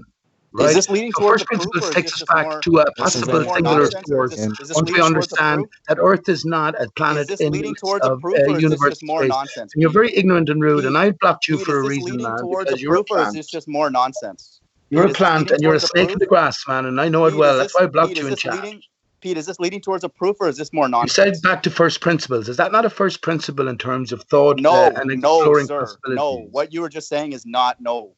That's not. So, in other words, we've done away with the absolute spaces between all of the heavenly bodies. So it brings us back into a much more up close and personal, as the Bible would tell us, reality, right? So when we look at everything with new children's eyes, we see everything moving in unison. Would you agree or not? On a nightly basis. You're not even stating what you're trying to prove. You're just saying a bunch of stuff. Random stuff. You said back to first principles, and that's my thoughts on back to first principles. They're pretty first principled, aren't they? State what you're trying to prove first, and then proceed with the You're a little snake in the grass, aren't you? And you're another one of these stirrers. I'm very disappointed with Brian there. I'm very disappointed with Brian there coming in. We're more worried that you're. If you ask him about his point of view on any other topics, Brian will sort of shy away. One thing I can predict for you: no matter what you say to Brian, he's always going to stay out of the ether argument. He's not going to get involved. But at least the Oakley crew, they stick to cause and effect, and they'll build things up. You can. You don't have. Yeah, do you believe in that quantum eraser shit? Everything they talk about was already talked about throughout the years. I don't understand why you guys, if you have differing views, even go to him. If you have something that you can build up from first principles, just present it. Why do you have to go? I think you're a little snake, man. That's what I think. I think you're a plant. Because they don't know where to go. And again, you carry with you the Bible. You carry with you the Bible literalism and anything but the Bible literalism. Pete, you just put a picture of a bear in the cloud in the sky. And yeah, go and look out. I dare anybody with a camera or even for your own, just go out and look and find it. Hey, do you? Rumpus wouldn't do that. That's nonsense. Right, so I explained why. What are the clouds? Hang on, please, then. So this guy here is very free with his insults. What are the clouds then in a flat earth sense? How do the clouds stay in place, mind of God? Are you going to prove that to me, or are you going to just hang on? I'm asking you for an answer. How do the clouds stay in place? I do not know, and if you don't prove it to me, I'm going to embarrass you with what you just said. You don't know, so I'm asking you a question. I have an answer for it. How do the clouds stay in place? Or what are they composed? Is your answer going to be a proof or just a waffle? You're a cheeky little bollocks, aren't you? Go for it. No, you can go and try and prove it. So I'm asking you, what's your answer? I have a thought. What's your answer? See, that's what you need to say is you have a thought, not a. I have a developed thought in it. So what's your answer? Let's hear your answer, big boy. No, I don't have one. I would never make a statement. Yeah, shut your mouth then. Be a little bit more humble. No, we're looking for clouds stay in place. Thousands of tons of water vapor stay in place via cymatics. Pete, let me ask him. Hang on, please. Let me finish. Let me give my answer. So clouds stay in place because tons of water vapor, right? Because the cloud is salt particulate, which absorbs the water particulate. They stay in place via cymatics, and the repeating patterns of which the teddy bear, right, is one of these daily repeating patterns that you can see in your own sky, is a proof that there's a pattern being expressed. And that's a simple first principle deduction. But I can prove that as well. But you haven't even considered the thought. No, it's not. You haven't even considered the thought and came back and say that's all bollocks. But I have nothing to say about it myself. How often have I met little characters like you? That's not a rigorous anything. I'm sorry. No. How often have I met characters like you? Tell me, do you subscribe to the quantum eraser experiment, so-called? No, I'm talking about any topic. I don't even know what exactly the debate is on this. I don't, Bud, and I agree with it's all been contorted and twisted. So the ether, they killed the ether, and all of this came into being. Yep. And now it's turned full circle because everything associated with space-time is metaphor for ether, right? But no one's gonna believe ether with a picture of a bear as a cloud in the sky, man. Like I don't give a fuck what anyone believes. You'll believe a man pulled 4,000 fish out of his arse to feed a load of people on a hill. Yeah. He did. That's more logical than believing a bear as a cloud in the sky proves ether. That's more logical. When did God always appear? How did God always appear to man? Via clouds, right? Not always, but most of the time, right? What's the verse in Revelations 22? Behold, I cometh with the clouds, that all eyes will see me. Yeah, clouds represent UFOs in the Bible. There's a repeating pattern. There's a repeating pattern that's been expressed. Clouds represent UFOs in the Bible. As I said, you have no answers for what clouds are. Knowledge will increase, and I will give power unto my two witnesses, and that Elijah shall come first. Are you guys just parroting a book from 2,000 fucking years ago? Well, just parroting a book, right? He doesn't know what he's talking about. Here's a cracker. Parrot this fucking verse from this guy named Matthew, fucking Job. No, absolute parrots. You might as well get your shots in on Jesus now. So go for it. He can say whatever he wants. It's not a good idea, but absolute parrots. You just read a book from 2,000 years ago that's been rewritten like 40 times. A bunch of idiots. I don't know why somebody would be offended if I told what's going on is the book that was written that long ago has been ripped apart and has been spoon-fed to you just like all the other lies and the narrative and the direction that they want you to read it. Yeah, okay. Well, the truth is just the truth. Years ago. You understand how pathetic that is? Yeah. Compared a book from 2,000 years ago. Hang on. There's still a story to be told, bud. Don't forget, we're here for what reason are we here? When you understand, hang on, please. Let me ask Anon. When you understand that the whole nature of your home has changed, have you inquired into the whole nature of yourself, for instance, and how maybe our story is told via a different format, not quite the literal format? Have you considered that? Sure. As far as fables go, stories, sure, there's lots of good ones. But then again, so is like any other book. But as far as we understand the mind of God here, and the group he's part of, the Bible literalists, the strongest organized group. They hang together, right? And they'll bring you that literal only interpretation of these things, and everything else. As you see, he's getting impatient. All these people are far from Christian. John Quantime raised your Christian to you, how he treats other people. Get the heck out of here. It's not Christian to put up a picture of a bear in the sky and say that's ether. That's not. So I guarantee you, hang on, please. So I've been looking at this pattern for 2 years. And you're free to say, do you think you would say that to somebody without finding out a bit more information? I haven't had a chance to expand on any of this stuff, but I put across the point fairly succinctly, I think. We have an asshole like you coming along, knocker. You're the next stage down from Brenda in one sense. You know nothing. You're using the word knock all ideas. You knock all new ideas. You're using the word proof. Yeah, you're using the word proof incorrectly. It's too strong for the nonsense that you're walking. This is not. I'm telling you, I use that word under due consideration. These repeat. Let me ask you a question, mind of God. If it could be proven, if you could prove it to yourself that there was repeating patterns, this bear being one of them, in the clouds every day, would you say then that it was proof of some sort of overarching energy being expressed? How would you say that? It's a reasonable conclusion. That's a statistical argument. Then you would say that there's highly. But you see, I have other parts to the engine, so I can back it up with other aspects. Now, truth is not about being told something. Truth is about understanding. You can't prove truth. You understand truth, right? So, I mean, you're very closed-minded, and you're happy. You'd be happy again if it was Brenda or Rumpus here going through your usual shit and goading them on. I see what you do, like Riley. You sort of encourage the argument at every hand's turn. You discourage individual thought, right? No, we Yes, broke. you do. We Come broke, back to my we broke belief. him down. Come back We to my broke belief. Rumpus down to the granular level, and we're breaking the same thing with you. You don't get a pass just so you can waffle on about random stuff. Like, we want to know the root of what you're sharing. And then this is a different build it up. arena. As I mentioned earlier on, this is into areas that no one else is covering. So the mainstream doesn't cover this because we live in a ball earth, right? Where the universe is given. In flat earth, everyone is stuck with the same arguments against the ballers. If you're sick and tired of that, where else are you going to go? This is not about your life and figuring out your time. We're not against so your because you ideas, but can't put aside a couple of hours, we're not- can't put aside a couple of hours to talk about these things, which I thought the discussion was going grand. Brenda then came in, then Brian came in. What are you talking about this? Talk about the Black Swan again. So you're coming along then saying all my ideas or anyone's ideas are all rubbish when you haven't even had a chance to have them expanded to you. I'm just saying they're not proof because that's a very important and a restricted term. Well, I use my words. I use my words with due consideration. Prove Jesus. Hang on, please. Because I say that to you, and you don't understand the implications of that or the weightiness. I do understand. That's why I'm pushing. You don't know what I know.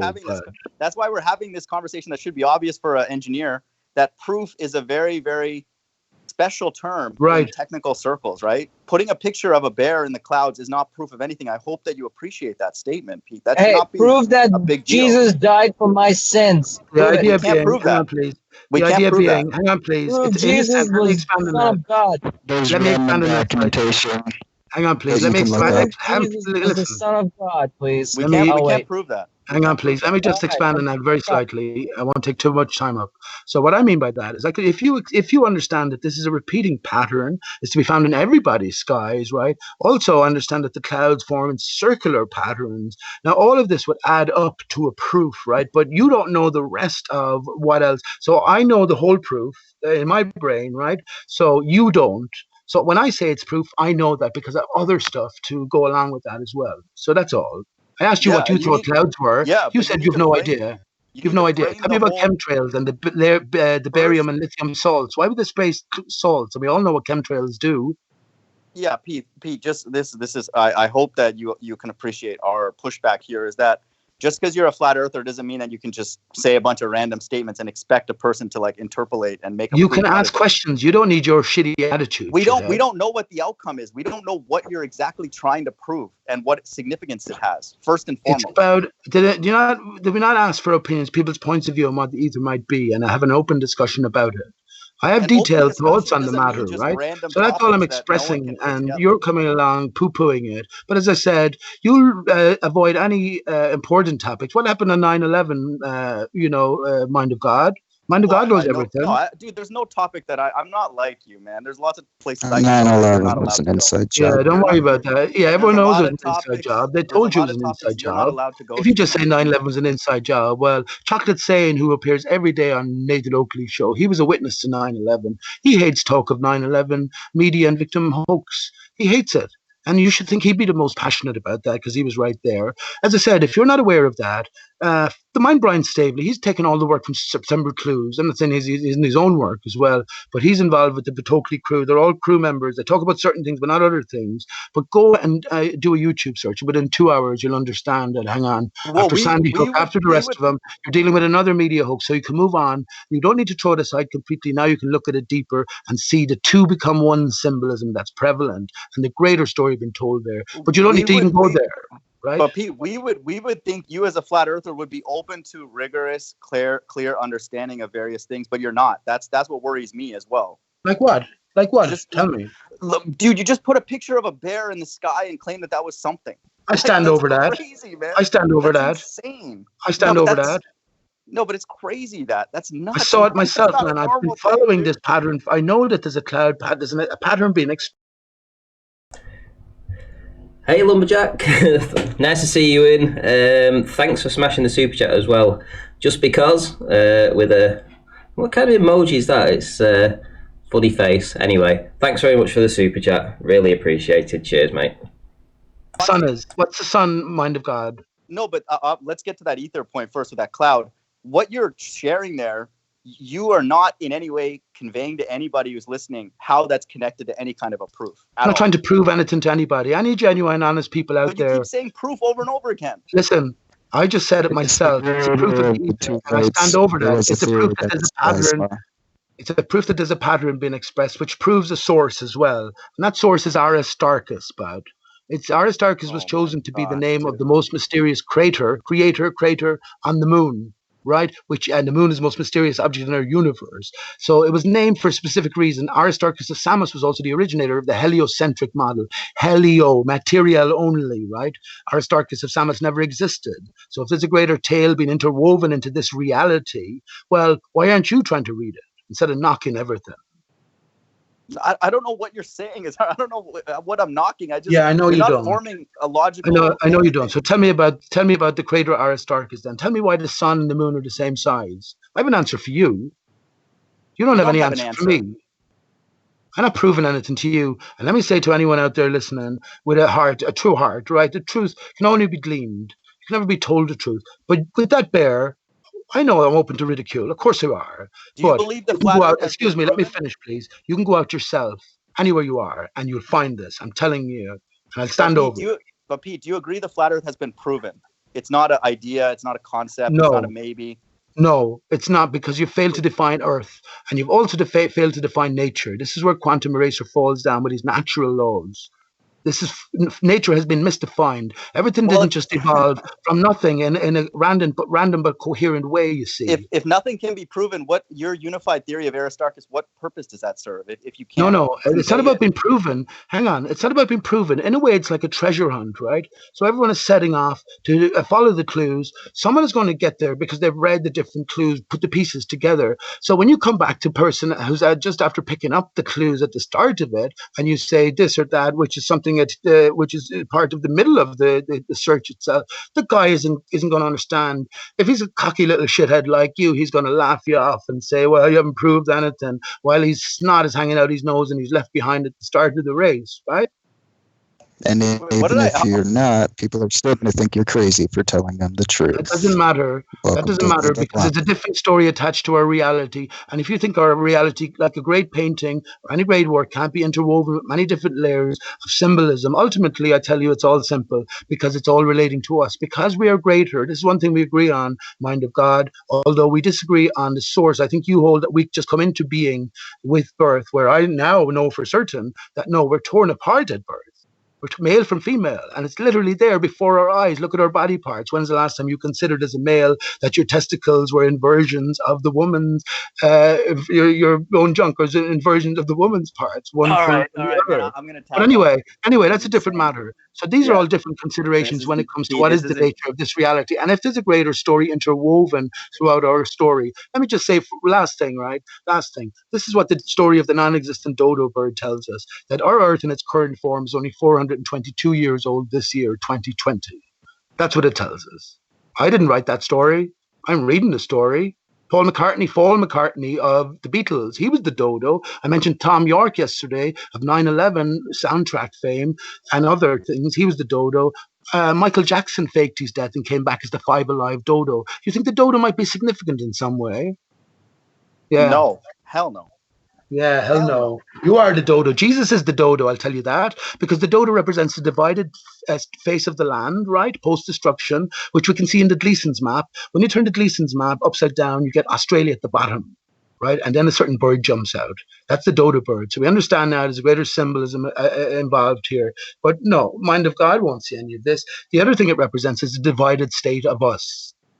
Male from female, self from self, everything is torn apart, intertwined, unraveled. That's it. And think about it. So think about putting the pieces together. There's nothing to think what you about. might get. You didn't make a coherent point for me to think about. So no, I don't. Did I not? So in Genesis 2, we're told that Adam was put to sleep, and from his rib, a woman was taken, right? Yeah. So basically, well, two were taken from one. So what's their true form then? I don't even know how to answer that. Like, what do you mean? What is their true form? I think that was a pretty clear question to anyone listening. No, it's not. Nothing you said is clear from the beginning of this hangout 3 hours ago. Not one thing has been clear. No. Was that clear enough? What is their true form? That's a question about the first two complete people, humans. What is our true form? Yes. If we come from Adam, what is their true form? If they're being torn apart from one, Are we not torn apart from one as well? And of course, what do you spend all your life trying to do when you're not masturbating? Trying to masturbate. Sorry. Anyway, you're trying to go with a woman, right? You're trying to rid yourself of your bodily fluids, or you're trying to reconnect, which is more accurate. When we're all reconnected, all our systems are connected again, and well, we have amazing power. So we are torn apart at birth, and that's why Earth, heart, and ether are all anagrammatical. And we can see that especially when the old way of spelling ether, A-E-T-H-E-R. And the source of all, friends, is Arya Starkis. It's the way it's written. Tony Stark is Iron Man, F-E man. Arya Stark is the lead character, male nor female. It's a confusion about, you don't know. Arya Stark, Ringo Starr, right? Ringo Starr and George Harrow's son. So all of these clues are there for us, and the clues are everywhere, as I said. That's my point of view. So, yeah. But I understand your objections, mind to God. Absolutely do. But, I mean, this is about exploring areas that no one else is talking about. So anything that you hear is going to be rubbish, right? There's no sequence. There's no build-up. There's no conclusion. There's nothing, man. You went to Genesis. You went to Revelation. You went to testicles and inversion of testicles. Oh, man, dude. All right, well, let me conclude then for you, because you're so sort of hot under the collar. So basically, as without, so within. Earth without is a divided state, as we ourselves are in a divided state. And this is all about realization. The Titanic represented one becoming two, right? That was a hoax.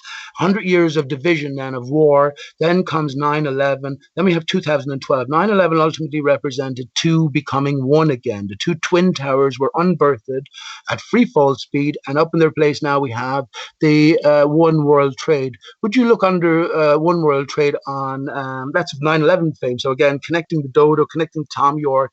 Under 9/11, we have on the floor of Chambers Street subway station, Chambers of the Heart, what's called the Oculus Mosaic. There's your true flat Earth map. There's your true flat Earth. It's the easiest jigsaw puzzle you'll ever do, because there's only 7 or 8 pieces, but it's the most fiendish one because you'll need some certain parts, and that's where the Dodo comes into things and many other things. But you don't know any of this, so ultimately it's all about unity, division, reunification. That's what I say, without as within. And let me just say, last thing, what's taken the place of the trees, the tributaries of Aristarchus in the center, all the desert areas are high steel structured buildings. So like huge ray guns, what they'll do is reinflate the barrier, and life will be different. I think that's the ultimate plan. So how about that for a summation? Well, Pete, I will agree with you on this. Cheers to you telling me that I don't know any of this. I'll agree. How about we'll leave on a positive note that is correct. You know, what you said, I don't know about that. So right. Yeah, what is sand? It's all the simple questions that will get us. Why were we made from the dust? What is, I just mentioned earlier on, where the sand transformed to earth, right? At the beach. Well, maybe all matter is a decayed form of the original crystalline. What about that? Yeah. 5 minutes, guys, and I'll round up. Yeah, I'm going to leave it at that, Ranty. Thanks very much for the platform to speak. And when Brenda wasn't here, it was mind of God as well. But, I appreciate the ability to talk freely and openly. There was no censorship anyway, so thanks for that. Thanks, everybody. Stop being so paranoid, man. Well, I'm not. I didn't bring up the Bible once. You're calling everybody an agent. I didn't bring up Genesis, Revelation. We were having a conversation about the ether. You're calling me an agent like I'm trying to push the Bible and all that. I have my own channel. I do that. We do our own stuff on our channel, man. We were trying to have a normal discussion. He started calling out everybody, dude, and their grandmother. We're throwing around ideas here, man, and you're not so forthcoming with new ideas, so that's fair enough. That's fair enough. If you want to stick to the Black Swan, that's fair enough, right? If that's the platform here, if this is what Ranty says, if this is how he advertises it, that's fair enough. Otherwise, it's old news, old hat to most people. But why is it being pushed? That's a bigger question. That's a bigger question. We're trying to use the Black Swan to put ballers in a position to explain it on their model and to get a point where they're technically saying something incorrect. And that's not trivial to get people like that to admit those things. So that's been done over the years again and again. All of these ballers are faceless characters for the most part.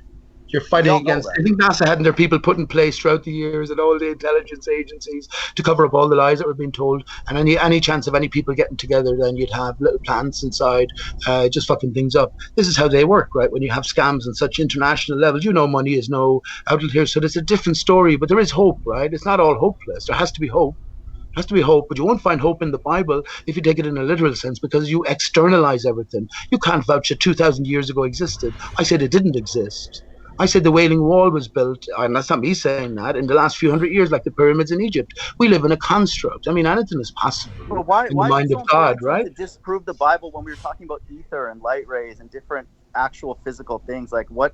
I have no issues if you want to take your frustration out on the Bible with me. That's fine. I don't care, but it has nothing to do with this whole discussion, though. It's all connected. It's all connected. We're reunification with the tree of life. Jesus is described as the tree of life. I am the root of the morning star, right? Jesus is the tree of life. Jesus has been divided, right? And this is what the sun is. When you have that division, like the Christmas tree, hang on please, like the Christmas tree, we get the cut tree, we put it on the X, right, X mass, and we artificially light it up. So we artificially light something up which was naturally connected before, and we have a star at the top. This is why it's Jesus' birthday. So Jesus isn't necessarily a good thing unless you enjoy being torn apart. But it is something necessary that we have to go through for whatever purposes. What's the ultimate purpose here, mind of God? This is the thing, you see. It changes everything when you just say we come into existence with birth. I say no. In the earliest of times, I knew what was going on exactly.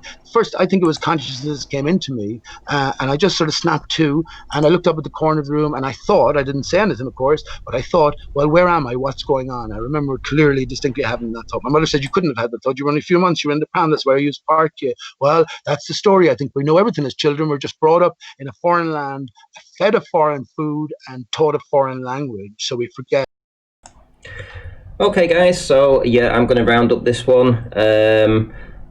On this platform, I just let people say what they want to say. Essentially, you know, if you're in a chit chat